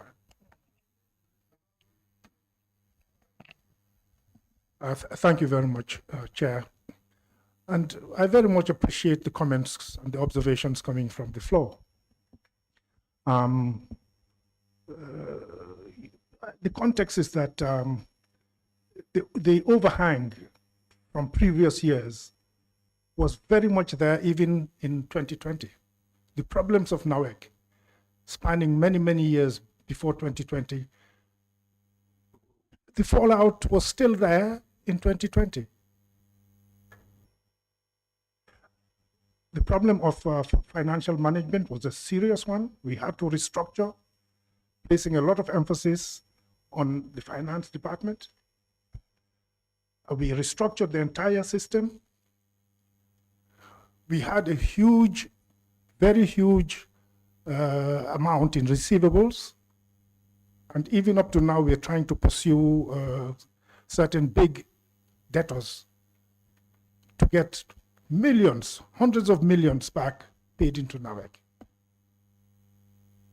And you know, of course, that one of our big debtors is government itself. So, we had all these problems in 2020 to contend with. You mean the big debtor are government? I said one of the big debtors, one. Well, yeah. The previous government, of course, owed NAWEC a lot of money. We are trying to recover some of them. But do you think that has been taken by the current government? Yes, of course. Yeah. Yeah. Yes, of course. Right now? No, not in 2020. It wasn't yet. Not in 2020. It wasn't yet. Most of these problems in 2020 are an overhang of everything that NAWEC had to contend with in the previous years. We have this opportunity to have this interaction. Yes. Would you be in a position to provide us the debtor list, especially in the central government, for us? Right now, if you ask me, one of our best customers today will be government. Let me put that on record, because we've NAWEC and government have this common understanding that NAWEC needs to be financially viable. Exactly. Why we have been struggling over time for many years is because there was not that distinction between government, mainstream activities and what NAWEC needs to do as an SOE. That has been a problem. So right now, because of the reforms that are happening in NAWEC, government is a key player in that to make sure we succeed. And as a result, government has given us even the mandate now to replace their conventional meters to prepayment meters. Of course, some of the critical areas we cannot, like the security installations and health facilities. We are unable to replace those ones. But other than that, all the ministries today are on prepayment meters. And government have even paid in advance for some of the ministries to be able to get their cash allocations on time, so that at least the issue of debt with NAWEC would be minimal. Right now, they are owing, but not as it used to be. And with time, things going to improve. And let me just add to what the chairman said. NAWEC also suffered in the past in terms of getting the right skills in NAWEC. People were leaving NAWEC, especially those qualified people. Many of them have left the company. And our finance department was the department that was mostly affected. Because people like, I remember our financial accountant, very good guy. When he was once picked by the NIA, just once, twice, he got scared and left. But before then, the guy was really doing the accounts on time. Then we have a finance director, he also went. We have another finance director, also left. So eventually, there was that job insecurity that most people felt, they could not be comfortable within NAWEC, and they left. So that has also created a lot of difficulties for us in our finances. So it's just recently, just in 2020, that we recruited a new finance director, and she started building up a team within the finance department. So all these complexities are going to be there, because NAWEC was just firefighting. To be honest with you, there was no proper organization. We were not focusing on real management. The issue was we were all fire brigades. That was the issue. So right now, things have changed, and things are going to change for better. We'll be facing all these challenges. 2021 audited accounts might see similar issues coming, but rest assured that moving forward, NAWEC is likely going to be a viable entity, simply because we are getting the support of the government. And if we are allowed to operate like a commercial entity, because you remember, the recent tariff increase has already brought so many outcry for our people. The recent being since 2014, 2015, we did not increase the tariffs, and all these international oil prices and everything, NAWEC was just been, managing. And, these are situations that you cannot manage. I remember in some years, we used to have over $500 million just on foreign exchange losses. This institution has been struggling. That is the hard fact. And up to today, similar issues are there, because with the Forex, the challenges are there. To source it is a problem. So these are some of the issues that now we will continue to grapple with, but thank God the reforms are working, because government is really supporting the reform agenda. And I know we will have no excuse going forward in the future to continue to grapple with some of these reconciliation issues, accounts not prepared on time. That would be history. And be rest assured that our system is expected to do that for us. We used to have more than 14 bank accounts in the past, and we were dealing with almost all the 12 banks in the past. Today, we are dealing with only 3 banks for now as part of our reform, because all these reconciliation issues, having 14 accounts or 40 accounts to reconcile was an issue with all the transactions. But be rest assured that reforms are kicking in and things are going to be different. So be rest assured. Thank you. Thank you. Let me just add that, I think we need to keep in view the fact that we are dealing with the situation of NAWEC in 2020. It was a very, very bad situation up to that time, And when I say government is a debtor, I'm talking of 2020, not today, not yesterday. The things have changed a great deal since then. But the constraints and the challenges in 2020 were enormous. And MD has just mentioned some of them. We've removed most of them, but of course, it's a process. It's continuing. And as he said, going forward, you'll see a big changes, in not only in the performance of NAWEC, but also in terms of revenue coming in.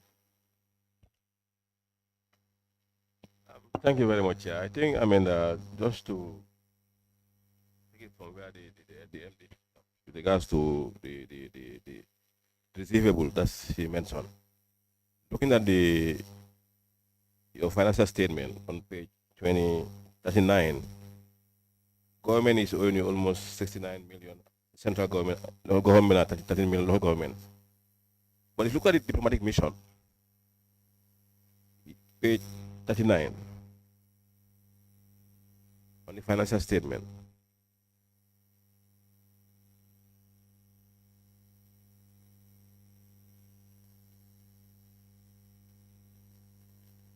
Financial statement.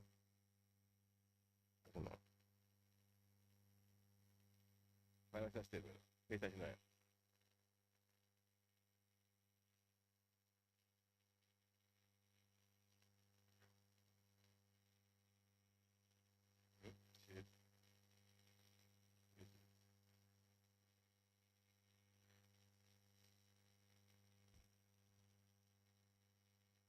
Yes, if you look at it, it's like government is owing you 69 million as per 2020.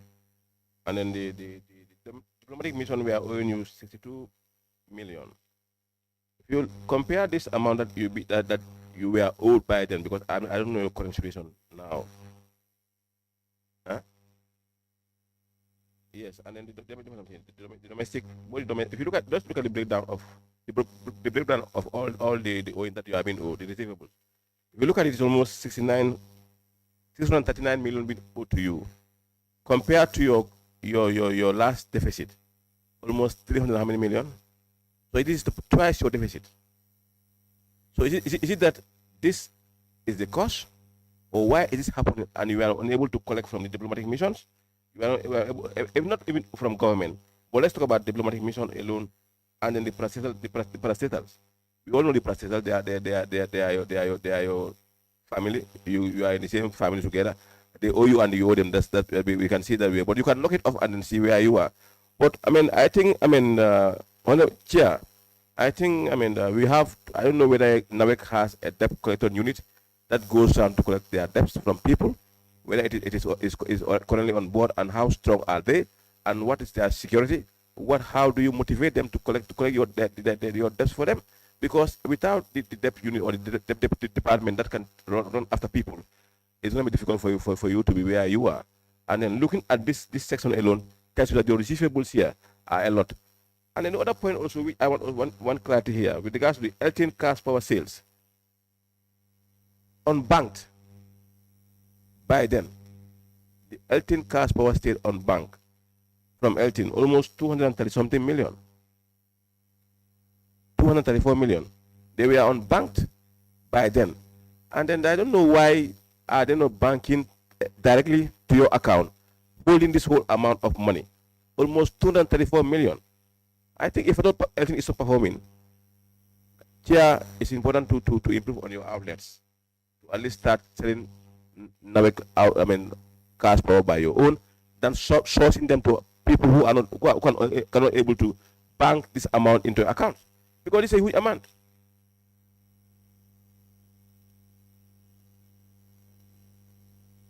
$234,000. Okay, that's fine. That's fine. But with all that, it means something.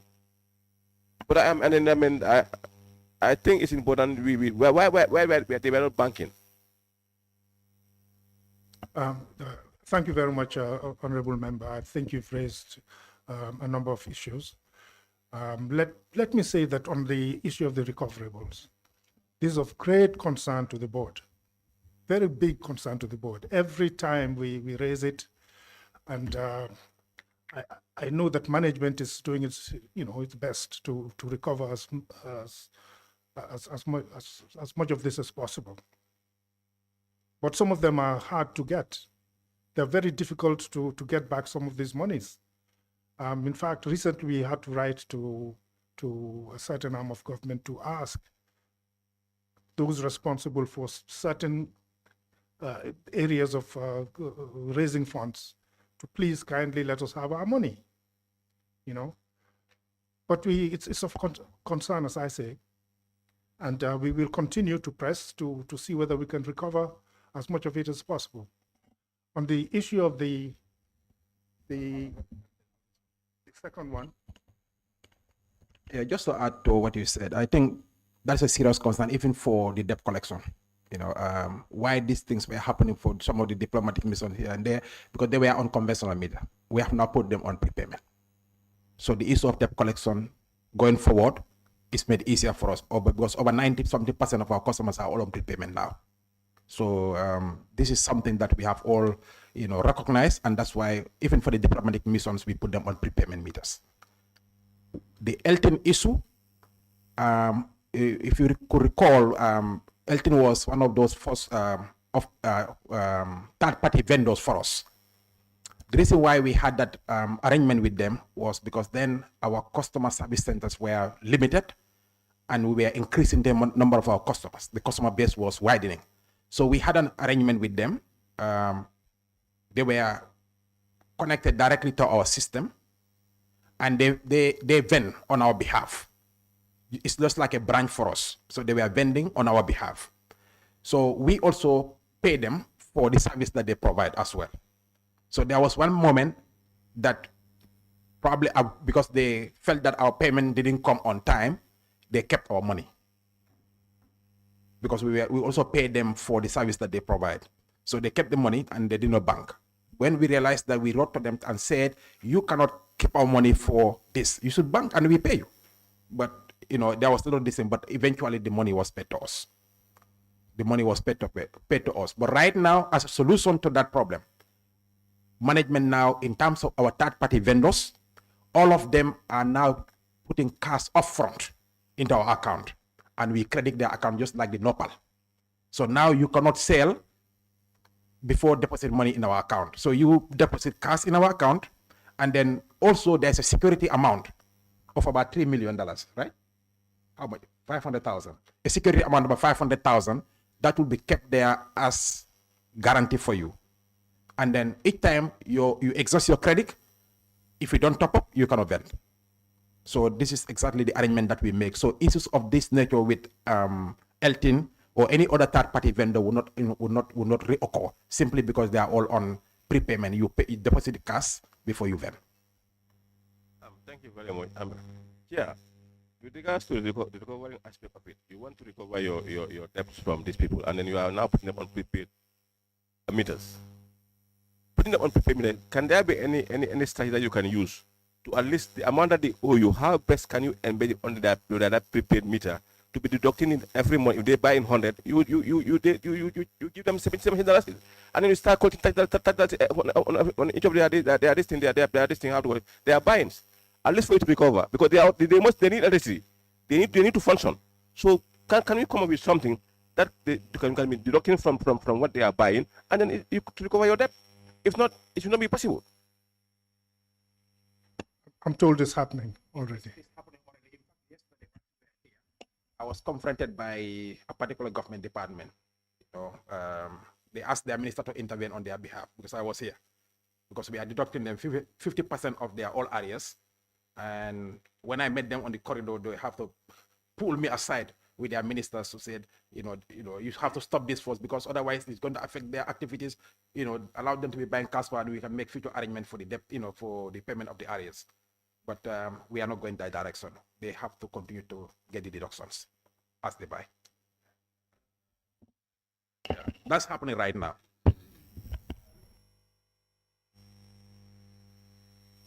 Okay.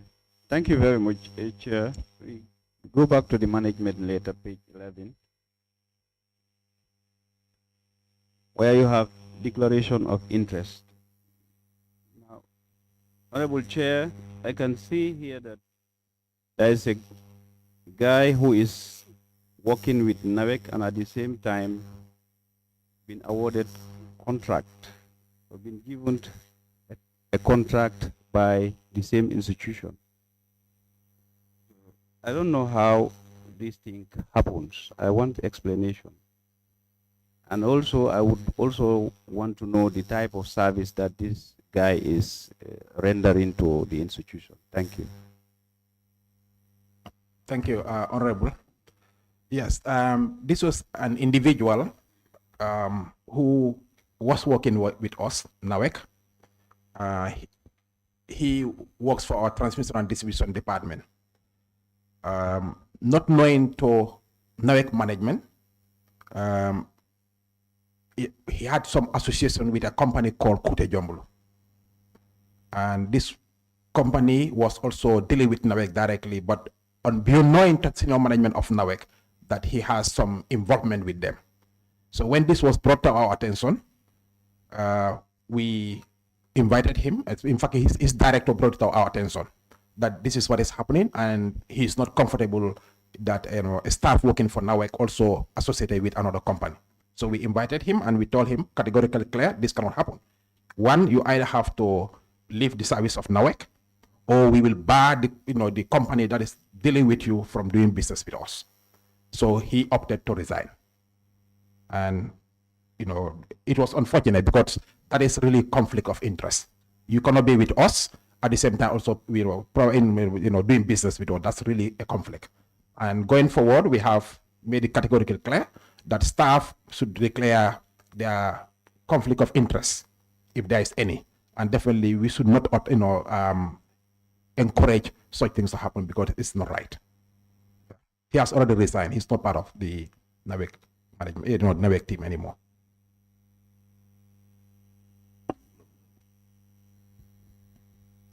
All right. Honorable Chair, can we ascertain the position of this said individual at the time working with NAWEC, right? His level of involvement, association with that company that we're talking about, Kuta Jumble Company. How does he brought that to your attention also? We would love to know, because you've been dealing with this company for quite a while.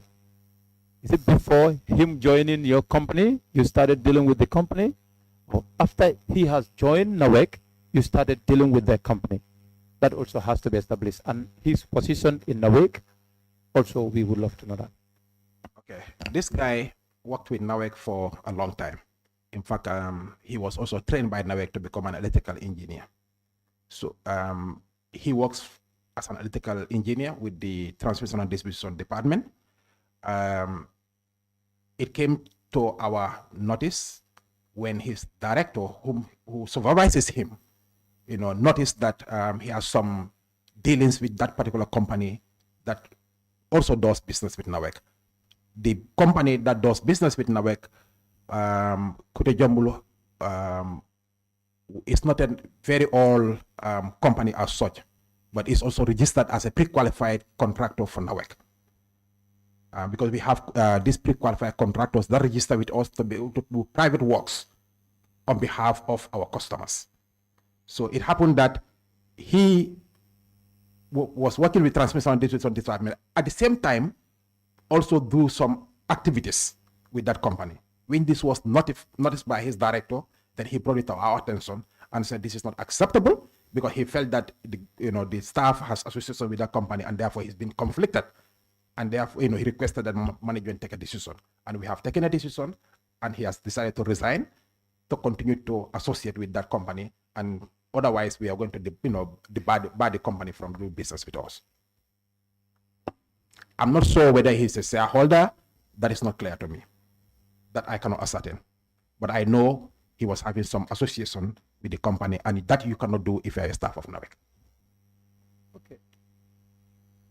He had been working with you prior to start working with his associated company, Kuta Jumble. Good. And how long did it take before you realized that he has been working with this company after started awarding contract to that company? How long does it take before you detect that? His involvement with the company, with that company, was brought to our attention. I cannot tell you how long he has been associated with the company, but when it was brought to my attention as managing director by his director, that decision was taken. I wouldn't know how long he has been, to be honest. Okay. But when it was brought to my attention, that decision was taken that he has to either leave the service of the company or we will ban the company from doing business with NAWEC. Okay, it says, evidence gathered shown a current full-time member of staff trading with NAWEC and awarded with contracts totaling $1 million in 2020. The staff concerned is the registered owner of the company. The staff concerned is the registered owner of the Kuta Jumble Electrical and Engineering Service. So how comes a registered owner of an institution is working in your company and you're awarding his company contracts?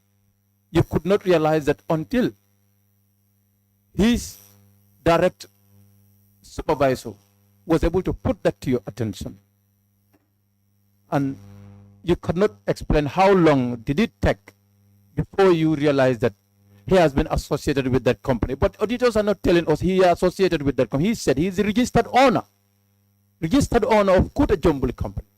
So it's not about being associated with the company you work in, but you are the registered owner of that company, and that has been working with NAWEC, awarding contracts to that company with the tune of 1 million. Honorable, I cannot confirm he being the owner of the company. Maybe the auditors have evidence that he is the owner, but I don't have any evidence to say that he is the owner of the company. And I know that that company was pre-qualified to be a subcontractor for NAWEC, the company. But the ownership of the company, to be honest, I did not ascertain that. And probably the auditors have evidence to prove that he was the owner of the company. But I knew very well, this was brought to my attention that he has association with that company.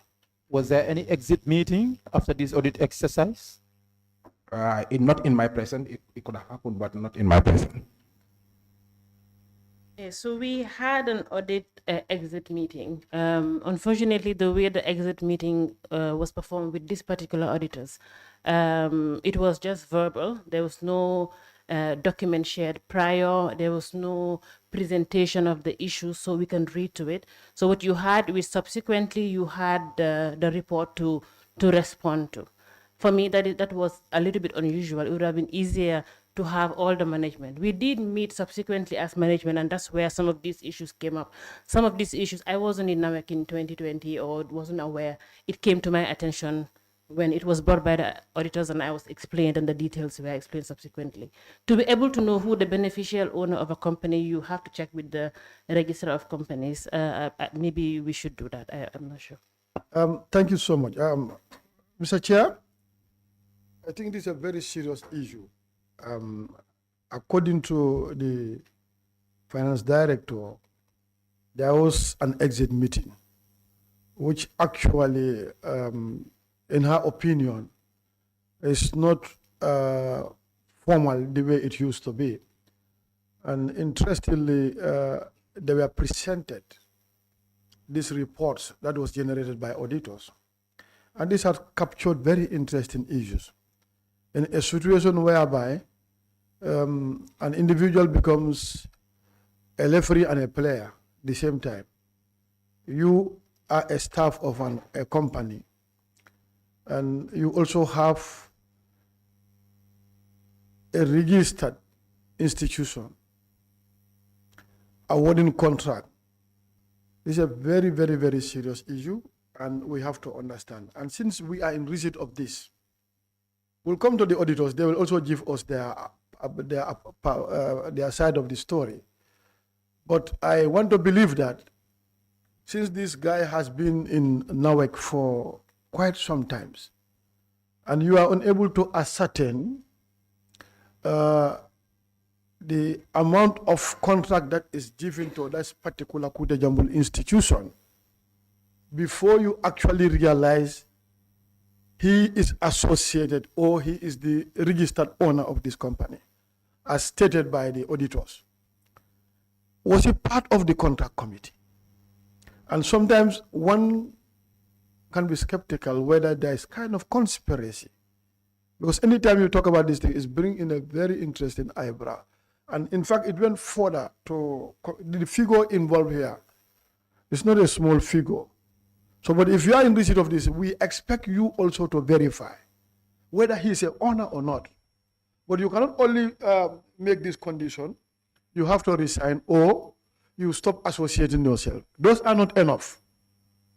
Because if it is established that he owns that company, which means he's defrauding the NAWEC as an institution. So we expect the senior management to go further to investigate as maybe. But before you come in, let us allow the auditors to actually tell us how do they establish that he owns this thing. Thank you. Thank you very much, Honorable Chair. I just first of all want to touch on the issue of exit meeting.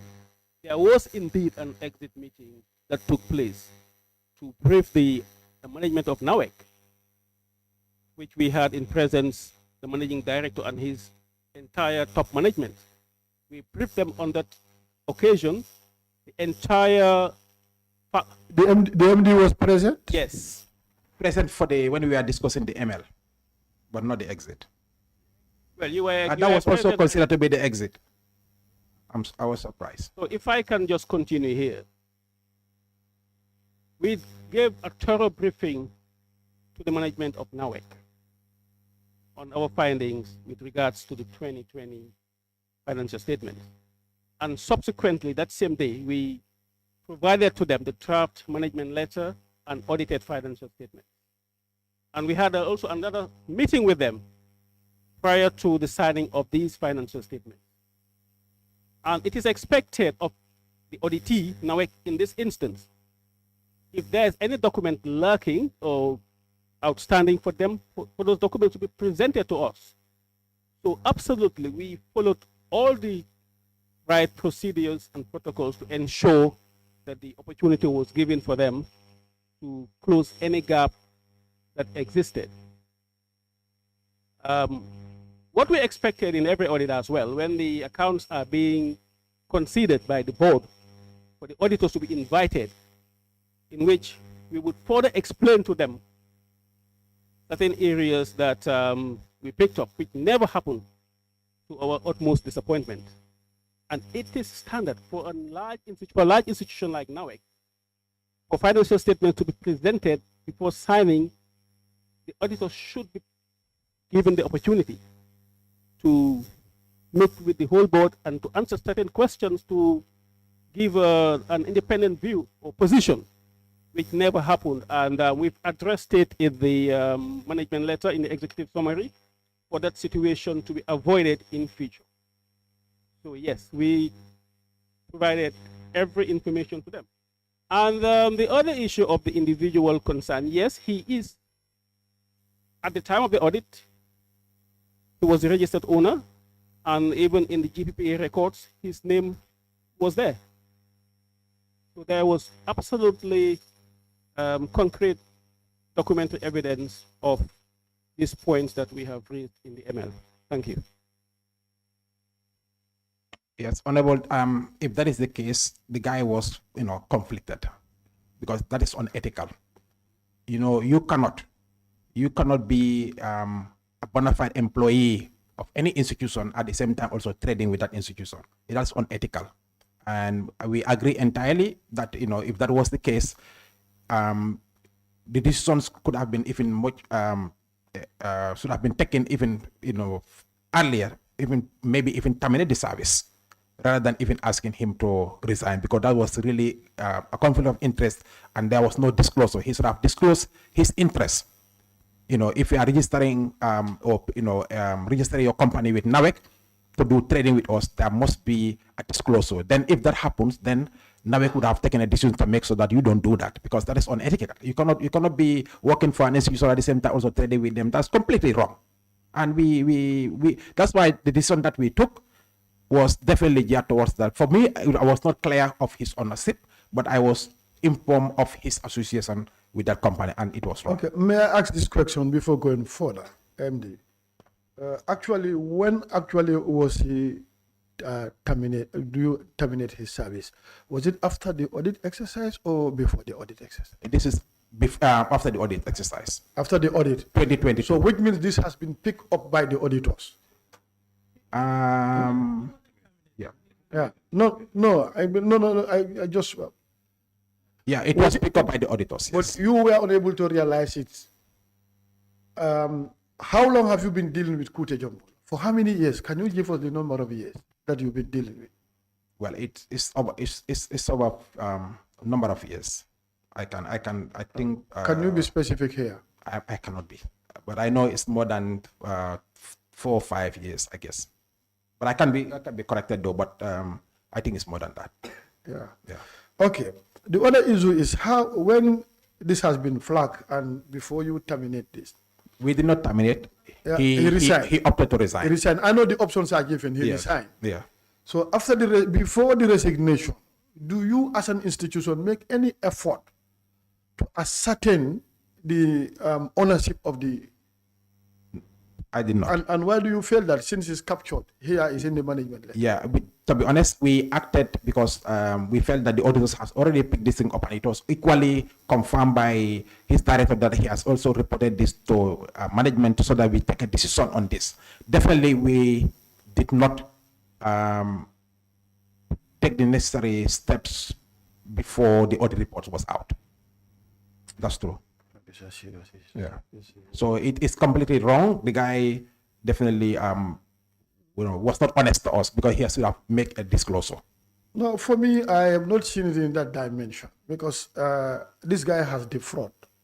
No, it's not defrauding. No, the issue is the reason why I emphasize this that he knew very well his staff and is out of order for him to establish an institution where you will be outsourcing contract to that institution. It's wrong. It's wrong. And when it has been established by the auditors, already the management is aware of it. You have it the management letter. Before you take any other decision, you must investigate to ascertain the ownership. No. Since you are not very clear as an institution, but it has been flagged and they established, they said they have evidence. And there was an exit meeting. Before you take any decision, you have to investigate first, establish that. Then later you allow, but with conditions. Yeah, but I think that's a lapse on our side. That's a lapse on our side. Honorable Chair, Yes. it's not about that individual now. It's about an institution dealing with a supplier. How did you deal with a company that you can award a tune of $1 million is contract to? You don't know the sole proprietor of that institution. $1 million of your institution money is going into an investment with a company that you don't know the sole proprietor of that institution. At first, how did that happen? It's not about that individual. It's unethical. It's illegal. We know that already. But now we deal with the management to tell us how is that possible as finance director, as managing director. Before you respond, there is still a pending question. I did ask whether he is part of the contract committee. No, he is not. Oh, he was not.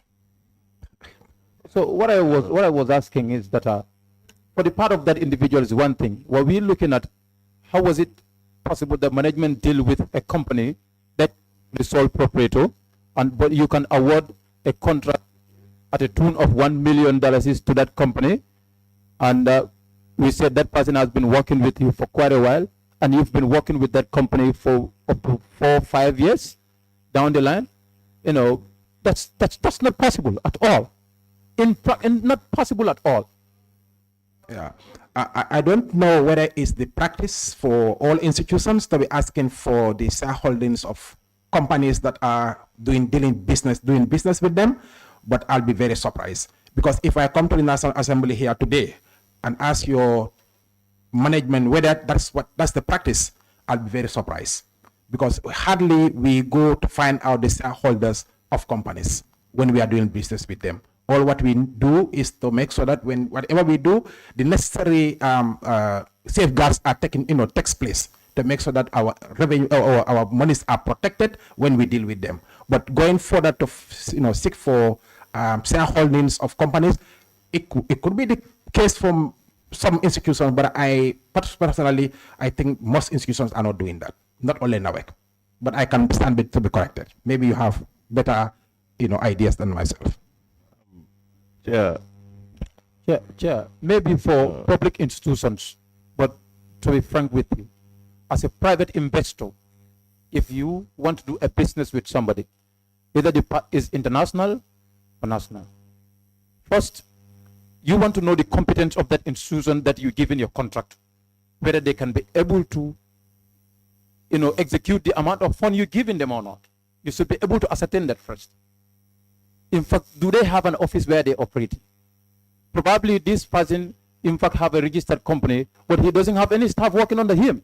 He's just taking these monies, because I know numerous of that in this country, where people do not have any expertise of areas where they are contracted to, but they just go there contracted and they go to Senegal, bring people here and give masons and give them work, and they're doing it. It happens. So an institution, you cannot just say, okay, we are not interested in the shareholding of this company, of this company. It cannot just go like that. We should ensure that all these things are factored up, but it is featured out today. And as a managing director, if you tell me you're dealing with a company and you don't know the owner of that company, I cannot trust that. If you ask me that question, I can tell you there are maybe another 100 more that I don't even know they are shareholders. Because, NAWEC is dealing with so many suppliers, so many contractors. For me to tell you the shareholders of all those, that means I'll be lying to you. We don't have records of shareholders, but I know we always find out exactly to know whether the company that we are dealing with is a credible company.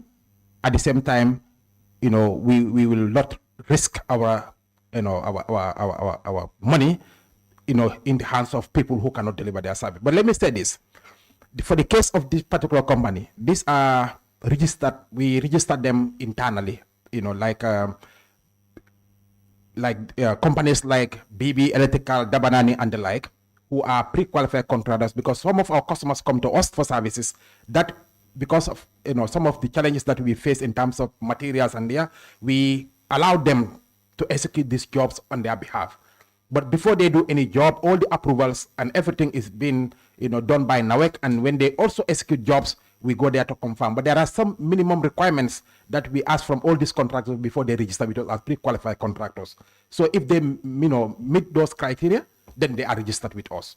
But maybe it's like this is going to be food for thought for us to make sure companies like that are registering with us, just to avoid a repeat of our own staff being shareholders of those companies. We will start asking potential pre-qualified contractors who want to come and do business with us to ask for their shareholding, just to make sure that we don't have those conflicts there. Thank you, MD. Can we allow can we allow the AG to make some clarification? Thank you very much, Honorable Chair.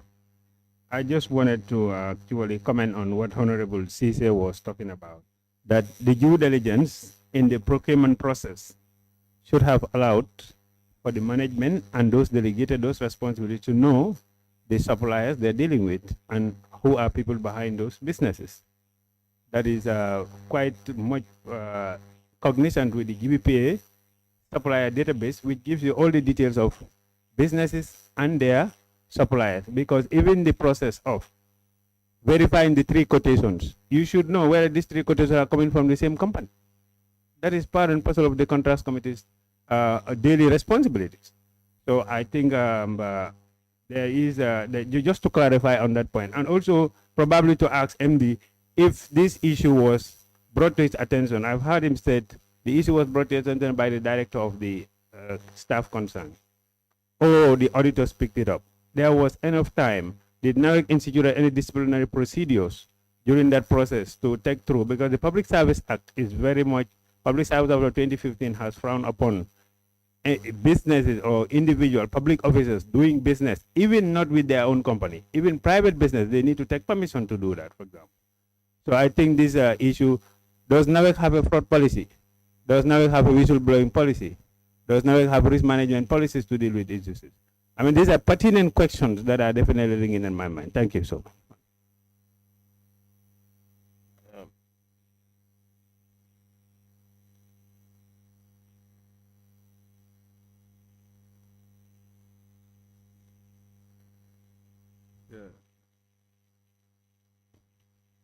Thank you very much, Chair. I think what we are trying to establish here is that you've made mention that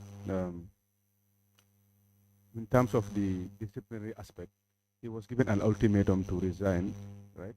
Or to, I think, or his contract to be terminated.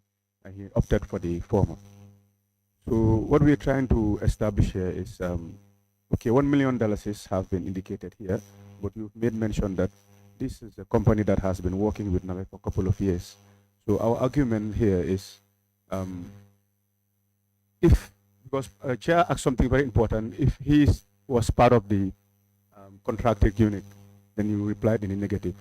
But our fear here is that being part of NAWEC, and NAWEC working for this particular company for a couple of years, he might have had some amount of influence, right, internally in making sure that this particular company has been given multiple contracts, which means if at all it was 5 years, 6 years, 7 years, he must have probably influenced, the internal decision-making process to be, for that particular company to be contracted that amount. So it might go in the millions.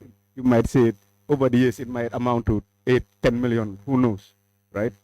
So what we are saying here is, just to add on to what Auditor General has said, are there mechanisms put in place to avoid this future occurrences of these things? Because probably from my point of view, these things have illegal implications, actually, rather than just being given an ultimatum to resign, or I think it's a bit. I just wanted to agree with Mr. Cisse here, my friend, that we have Honorable Cisse, sorry. Yeah, sorry. I'm not seasoned. The issue of having briefcase vendors is a big problem in this country, and I particularly frown upon it. Unfortunately, there's very little you can do when you have a flawed procurement environment in the country. So what we are trying to do on our level right now is to have some kind of vendor vetting process. We have, since June of this year, actually blocked all the vendors that have not been properly vetted. And what we do is we obtain your business certificate of business registration. So mind you, I can decide to register a business in her name, and I'm not, the beneficiary owner is not coming through. If people want to do corruption in this country, there's very little you can do about it, because their head is always on corruption while yours is on a lot of things. We are doing our best. We have done that now, but even that is challenging because people are not afraid to register businesses now and still do corrupt practices. They are not. So we are doing on our level, and it will be good to have that a common understanding also in the outside, that we need to read the system of unscrupulous vendors, vendors that are primarily established to defraud institutions. Yeah, I want to go.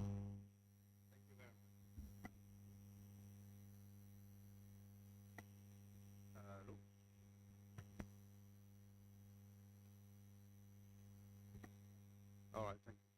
Yeah, thank you very much, Betty. Thank you for the opportunity. Yeah, I just want to add that since then, I think 2022, we set up a compliance unit. And in that compliance unit, we also came up with a policy. So we have a comprehensive compliance policy. And then when you look at that policy, it is clearly stated that we have conflict of interest being addressed there. So we are covered. Okay, what you have mentioned is, I would like to believe that that is history. But going forward, yeah, we are covered because we have this vetting process, which is very thorough, very stringent, and the idea is to get to the beneficiary owner. So we're doing that right now. Thank you. Yeah. Thank you very much, Chair, and then the chairman of the board. My concern here is about the same point which my colleagues are really, lamenting on. My question here is or was he the only staff that was involved in this? If not, there are any staff that are also doing the same? And if it's happening, what are your plans to stop it?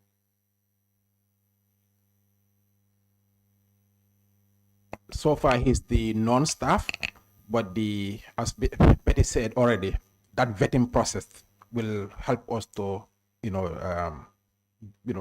get those who might be involved in such activities. But he's the known one for now, and we'll continue to make sure those things are avoided, because it's really very bad for the image of the company.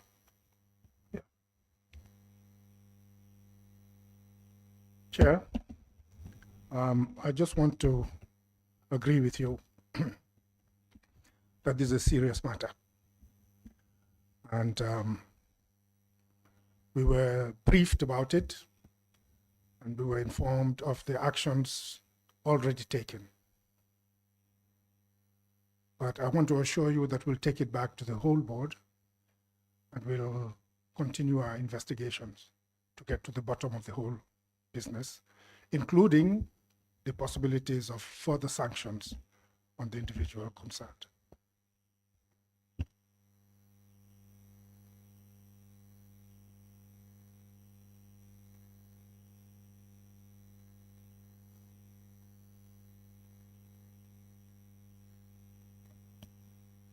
Thank you very much, Chair. I mean, we're talking about contracts. Let's go to page 27 on the management letter. On page 27, 3.5b, contracts management.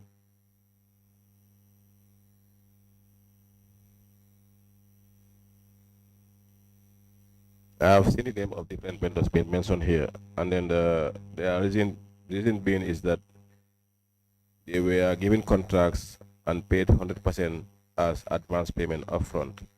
For me, I cannot see it as advance payment. I can see it as a complete payment, because if you pay somebody 100%, it's like there's no more advance payment. And then if you look at what the auditors claim here, she's saying that, I mean, the auditors are saying that they were paid the 100%, but there was no guarantee attached to this advance payment that was being paid, or this full payment that was being paid. If there were no guarantees and these monies are given to them, in case of any default, where is NAWEC stand in this? And if looking at the response from management was saying that it was due to lack of. No. It's not of the past. The reason that NAWEC gave, the 100% is not an issue of the past, but now they are only giving 50% as advance payment. If NAWEC is giving 50% as advance payment, are there any attached documents part the 50% that they are giving as a guarantee, to say a bank guarantee or advance payment bond? That's not will hold, because it must come from a reputable bank, and there the supplier knows what is at stake for him. So is NAWEC ready, or are they doing that with NAWEC to give you any document that is used as a guarantee on what they are receiving? Because the 100% was the issue of the past now, as according to the response. But I don't know whether it is still happening. But if I know you are only doing it 50% also, are they giving you advance payment bonds?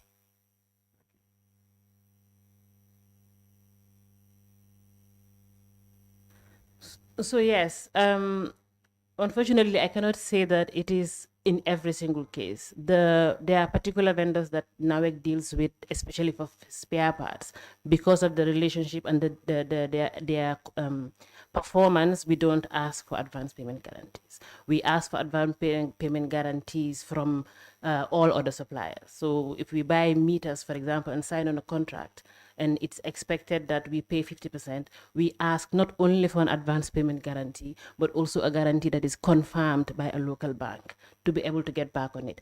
But like I said, we can reconsider that, because for vendors like Man Energy and BWS, we don't ask for advance payment guarantee, because the relationship has been that they always deliver. This is assessed from time to time, based on the relationship and the performance of the vendor. But new vendors, they are asked to give an advance payment guarantee. But I think, madam, if suppliers are not trusting you, some might not trust NAWEC to say we cannot do it now, because maybe there is a problem that is already attached there. If you've been in the past, now you are saying that there are suppliers that you trust. Anything can happen. Anything can happen. Even the one you trust can have a problem tomorrow. They can run bankrupt. And where will you hold? When bills are given to them and they cannot recover it anymore, I think you must have something that you can hold to say, if it is no more there, with all the trust that you have in them, there must be something that you should be in hand, that you could say, in case of anything that is unexpected, I have somewhere to hold. Exactly. That's true. As Betty just highlighted, some of the suppliers, mainly those supply spare parts for our generators, and these are mainly companies that really are the manufacturers, of those, generators. So dealing with them, we have this confidence that, I think they will definitely deliver the service. So you are very right. It could be risky, or it's already risky. So they can go bankrupt, and when that happens, you can be caught by surprise. But our expectation is like some of those big companies like MAN, and BWFC, who have been supplying this country with spare parts since 1990. We are very optimistic that they will still continue to be in business and going to supply our engines with spare parts. But they are not asking now 100%. They are now asking for 50%. But in the past, it was very tough. They know that when we take materials from them and we promise to pay, it takes additional months before they receive the payment. So they said, your accounts are blocked. To supply you now, you have to make full payment. So that was a problem. And the full payments were made because our accounts were blocked with them. They have been giving us credit facility. We have not been credit worthy. So they block our accounts, and then the next suppliers to come, there's a full payment. And that warranted this. But you are very right, the risks are there.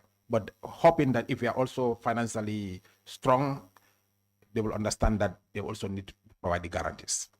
Thank you. Not trust between two of them. No, the trust wasn't. We were not trust. Yeah, we were not credit worthy at the time. We were not trusted. Yeah. You trusted them now. We were not, but now they are trusting us. They are trusting you. Yes. So now you are also trusting them. So I think it's important. No, we've always trusted them. The fault was coming from our side. Yeah. Okay. On this matter of paying 100%, if I give you material without giving me a penny, at some point, when you have money, and you are giving me contract, if I request 100%, you will also give it to me. Because I used to lend you money without giving me any, and it takes a longer period of time. But then these things, let us be very, very careful of them. It's like a Western Union telling another financial institution that do this payment for us. Then after when you do the payment, you do your reconciliation, you send us the reconciliation account, and we pay it. And you can do the payment for the millions of dollars before they reimburse. You pay, it's a lot of time. So the companies are very careful of all these compliance issues. Put it in my account, I do the payment. When I do the payment, I send it to you. That's it. But if those reconciliation or compliance issues are not put in place, and as he talked about your compliance rules, if this is not captured in your compliance policy, I think it has to be in your compliance policy. Contracting compliance is a very critical issue to complex companies like NAWEC. The compliance issues on contracting has to be in your contract policy, in your compliance policy. I don't know if it is captured. If it is not captured, may you consider putting it there, so that those rules will not be flouted and all the time. And sometimes certain things you think are not okay, they can come, and it's a big problem to you. So, I think the problem, we are responsible for this problem. As I said, we were not trustworthy, credit worthy. So now we need the spare parts. They will, and you must get the spare parts because we have to run the generators. We were not paying them. They have been giving us credit. We have not been paying. Now they said no. So we created the problem, not them. So, but at least the trust is coming back. Yeah.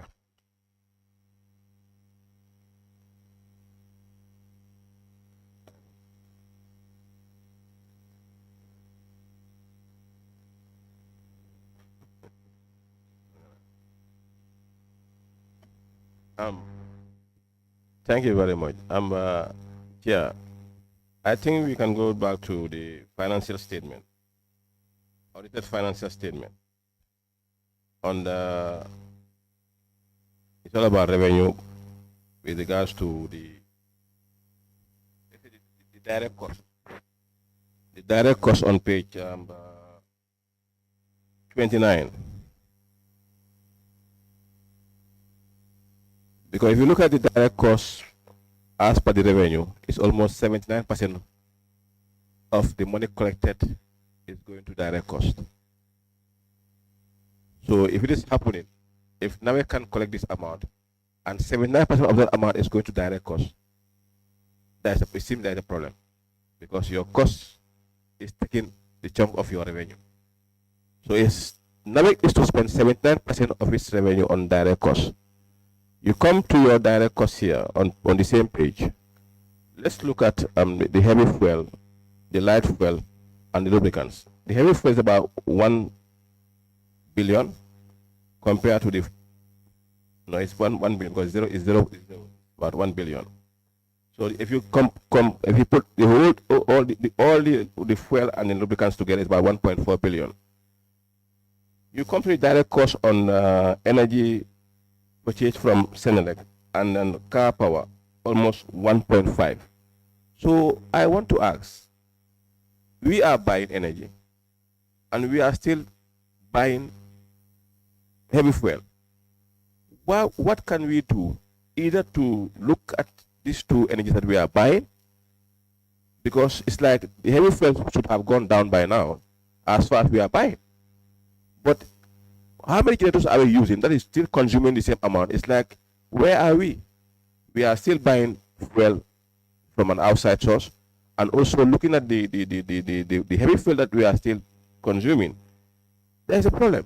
What can we do to reduce these two costs, at least to bring down the direct, the cost down than it consuming 79% of our revenue?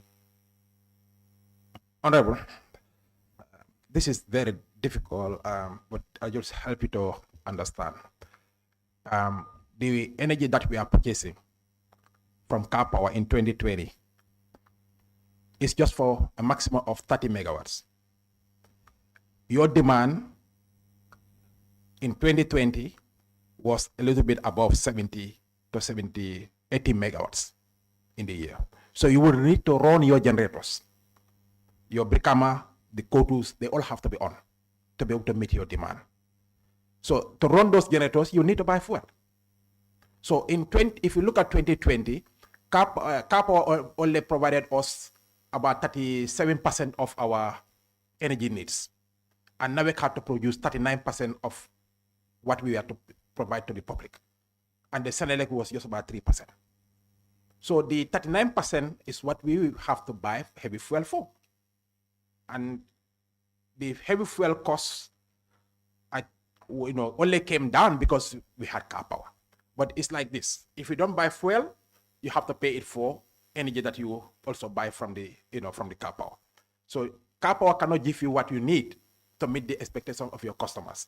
And NAWEC alone cannot also give you what you need to meet the demand of your customers. So these two services need to be paid for. Car power, 30 megawatts, NAWEC have to add an additional 40 megawatts or more to meet the demand of the people. So if you can see, up to today, that's why we have those challenges. The demand is increasing on a daily basis. In 2022 alone, we connected 27,000 customers to our network. So that means on a daily basis, the demand is increasing. And in the past, only a few homes have air conditioning. Today, all the offices are on air conditioning. Some of your homes, like Honorable Yours home, we have air conditioning there. So that is increasing the demand on our service. And that means you need more generators to be operational, or you have to have an alternative source. And that alternative source is you have to have some imports. So maybe in the future, if you have some more renewables, that will reduce the cost of the heavy fuel that we are currently consuming. And we are working in that direction. As we speak, we went with you, Honorable, together with the committee to the site in Jambur. That project is almost ready. It's about 23 megawatts. So when that project comes in, it can somehow offset your consumption for heavy fuel. And with time, if you have interconnection with Guinea, which we are hoping, through the OMVG, we should be able to import some energy from Guinea at a much reduced cost. And that will help us to reduce our dependence on our heavy fuel engines in the Gambia. So that will help us to reduce the costs on our operations in the Gambia. Thank you very much, Director. I think, Chair, there's something that I want us to look at here properly. I don't want to be quoting countries, but let's quote our neighbor that is giving us fuel today. Let's say Senegal. Senegal have at least a reserve of how much? How many megawatts do they have as a reserve? And looking at their population, and looking at our own population, Gambia, what plans do we have, or do you have with your chair, that we think that we can do to reduce this cost and see what we can do? At least where can we get, if it is going to be funds, Because the amount that is being spent, if you look at it, if you compare the two, it's almost how many billion? 1.5 billion. That's a lot of money. Can that not provide more megawatts that can be topped on this than always outsourcing or taking out from these neighboring countries? Because we went to Basse. The generators are not working. Because why? Senegal is supplying. So the generators are no more using heavy fuel. So I was expecting that the cost should have come down, because if you look at the cost of heavy fuel, it didn't go down here because it's 1045 and here is 1084. So it has an increase that not going down. And if you come to Senegal, it's 11 and it's have gone to 131. So 2019 and 2020, the amounts, there's a big increment between these two years. So automatically that should have caused an impact on the heavy fuel. Let me just say this. For Senegal, the Basse connection was done only in 2021. And that was not in 2020. So the connection for Farafenni and LRR is the one that we said is only 3%.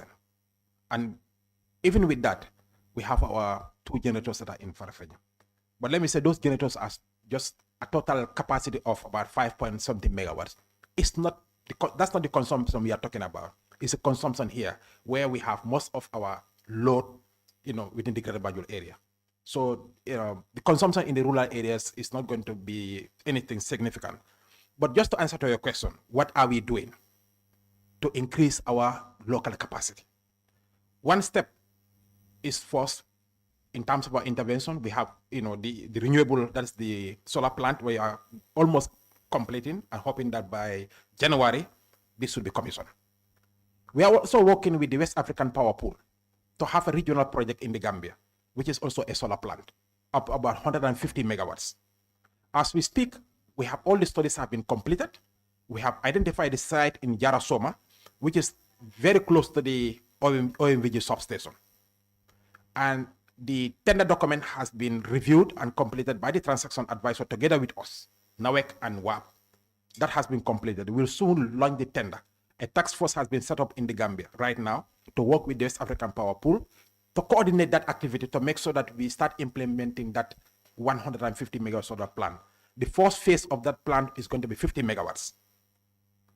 So if that is installed in the Gambia, that will increase our energy in terms of the share of our renewable energy to almost about 70% based on our current, what is called peak demand.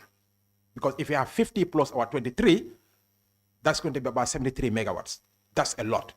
And that will significantly reduce our dependence on these very old generators that are consuming a lot of very inefficient, they are consuming a lot of heavy fuel and loop oil and are not giving us the desired results. So these are some of the plans that we have. And that 50 megawatts will be scaled up in the future. And that's why we are going to, we have made some consultations with our neighbors so that they can also come to the Gambia and buy electricity just like we are buying from them. Because we are all part of the West African Power Pool, the energy market. We are going to trade. We can buy and they can also buy from us. So this is the future of the energy sector. So our objective is to have least costs for our people. And we will do everything possible to increase our local capacity, but at the same time, leverage on cheap sources of energy within our neighborhood. That's the strategy that we are adopting.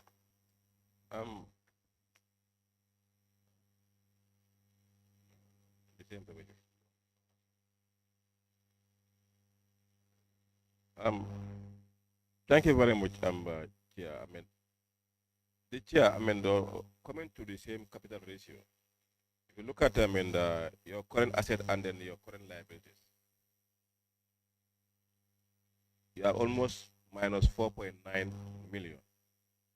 It's like your current assets. Yeah, 17, yeah.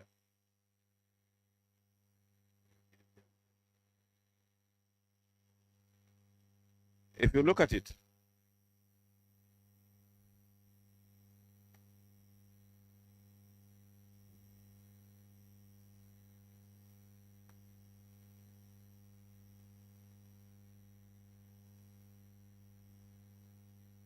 I think, if you look at this, Honorable Chairman Chair, I think my chair is we call it Honorable Chair. We call it Honorable Chair because we are the Honorable House.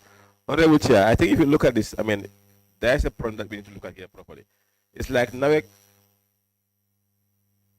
is running, I don't know how we call it, because if you look at their liability and their current assets, the liability are more than the assets. So NAWEC is nowhere.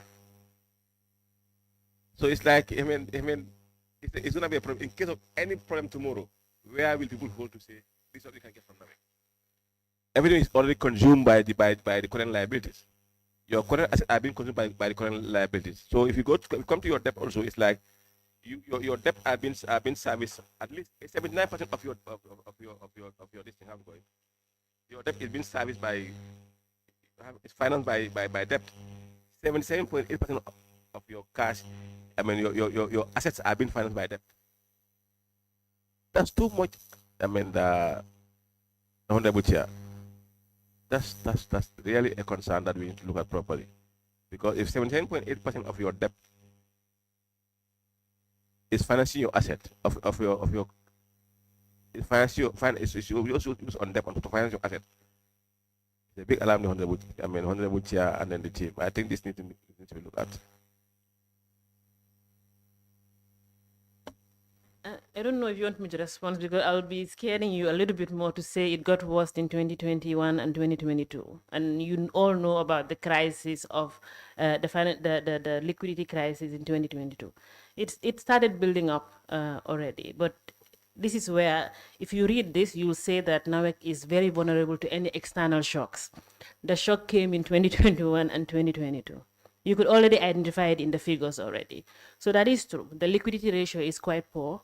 We're hoping that it will get better very soon because we are making all efforts to make sure we restructure, especially current debt to non-current debt. Unfortunately, about how we finance the assets, that is a question for the shareholders of NAWEC. They have contracted debt to finance NAWEC, and the debts are reflected as such. The alternative is to inject capital to reduce the amount of assets that are financed through debt. Those are the only two, except when NAWEC is making profit and improving its equity. We're talking about shareholders. Who is the major shareholder of NAWEC? Who is the major shareholder? No. There are shareholders. Who is the major shareholder? When is the majority shareholder? No, the point I'm trying to make is that there are two ways you finance a company. You either finance through equity or liability. The liability is coming from that financing. The assets are going to be financed anyway. That was the point I'm trying to make. But that's what happened in 2019, as you mentioned, that a lot of the debt, about 2.6 billion, was converted from liability to equity. That is the shareholders taking responsibility and increasing. But that is a decision for the shareholders. We can only advise. Well, I think the chair will take it up from there and then see also what he can do with those shareholders to at least bring this thing down. Chair, Honorable Chair, that's my Honorable Chair over there. I think he will take it from there to bring this, the issue down, because to be honest, it's a big concern. Because if at all our debts are not there to take care of our assets, it's a big problem that we need to look at, because currently it's like we are just in the dark. We don't know where we are. Anything can happen based on the report from the auditors. Because I don't know your current situation. I cannot definitely talk about the current situation. Based on this report, there is a problem. As Madam is said, they are improving. Maybe when the next report comes in, we'll know, to be honest, where you are. But currently, this is telling us, this one is telling us that NAWEC is really in a big. I don't know. After the, you always talk about this tariff increase. That director. I think, this tariff increase. It's not part of our discussion, but I have a concern on this tariff increase. No, I'm coming. Yeah, I'm coming. This tariff increase, Chair, what are your plans? Because currently it's like there's a problem that's happening. We are crying. No, all of us are crying. But I think what is stopping NAWEC from selling their own car for than outsourcing it to outsiders? Because if you outsource, we are still paying that cost that they are also looking as profit. So you are outsourcing and your outlets are closing early. Now by 4 they close. Why are they closing by 4 o'clock? Chair, I mean, Director, I think you need to increase the time of your point of selling. By 4 they all close, and at first it was by 10 o'clock. So now you are now giving the powers to those that you are outsourcing to make money on people, and that's very unfair. Chair, I mean, Director, you came up with this, and that's why I put it to you. Thank you. Honorable, thank you. Sometimes it's difficult to say whether it's because issue of fairness is subjective. Why we are closing now earlier is because of security concerns, and for the fact that the banks also who are collecting our cash from our offices are not coming to collect the cash after certain working hours. In the past, we have experienced attacks at our, revenue offices. We even sought the support of armed security, and we were shocked that even those people were also part of the problem. So eventually, we have to take a decision not to keep money in those offices to sleep overnight, because our staff were involved in such, money theft. Because if money is staying there, nobody is coming there at night. You don't know what is in their safe. Whether they, close with, 100,000 or 200,000, they can go away with your cash. That's too risky. So we ensure now that before they close from work, the banks come and collect the money. But at the same time also, Honorable, we should all appreciate this. We decided to open up the market just to allow, not every third-party vendor is now charging our customers. People, they are vending to our customers at no charges. Initially, it was very challenging.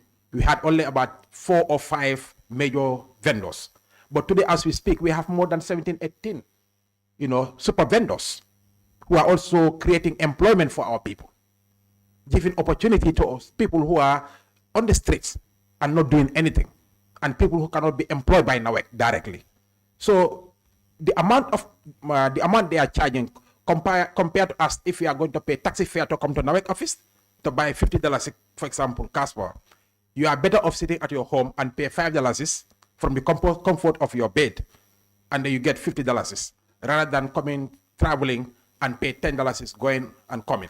So that's why, comparatively, I think this is more helpful. And even at the middle of the night, you can buy electricity, and you can be at your comfort. But that's why NAWEC offices cannot continue to be open until midnight as we used to do before because of the attacks.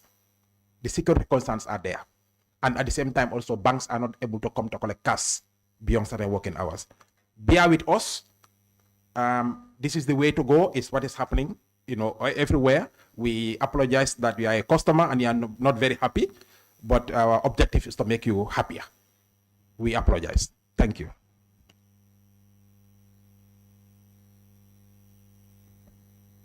Thank you very much. Thank you very much, MD. So I would just like to ask, first of all, what is the current asset portfolio of NAWEC as we speak? Like excluding external assistance, I see external projects that are ongoing currently to supplement NAWEC's efforts, put aside operational costs among all those things, right? Currently, what would you say where we stand right now? Like, what is your current asset portfolio? Yes, you're making me guess, but it's around 10 billion. So slightly above what you see in 2020.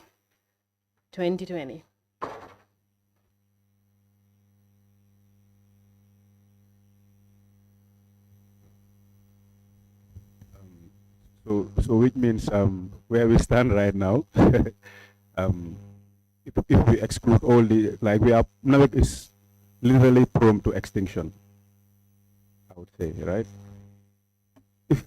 If at all, it's a growing concern, if at all there isn't an immediate bailout, if I'm made to understand where we are right now. Yeah, so the equity is negative. So it was positive in 2020, it turned negative in 2021. And the reasons are explained that the tariff has not been increased in many years. So even though there was a debt to equity conversion, because it came from a negative to positive in 2019, that positive equity was eaten up when you had the huge cost rise in 2021, which was not matched by a tariff increase. And then you would all know that the tariff was not increased until 2023. So the issue even became worse in 2022, with not only the issue of the COVID, but also the issue of the Ukraine war. We are very vulnerable to oil prices in NAWEC. So yes, but you mentioned the projects, and the projects are not part of the 10 billion. Thank you so much, Honorable Chair. I think it's a convenient time for us to break for 20 minutes for us to pray and do anything and come back.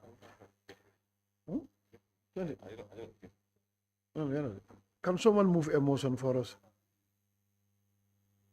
No. Let's go. Let's break. Can someone move a motion for us to break for 20 minutes and come back? You understand? I thought there was a break of 20 minutes. I already moved now. Okay, seconded. Yeah, it has been moved and seconded for us to break for 20 minutes. Those in favor, please say aye. Not in favor, no. The ayes have it. So, Honorable Chair, it has been a long session, so it's good for us to break, go and pray and whatever we want to do so that we can come back. Next 20 minutes. So we are... You don't give time. 50. No, 250. We are coming back by 250, huh? 250.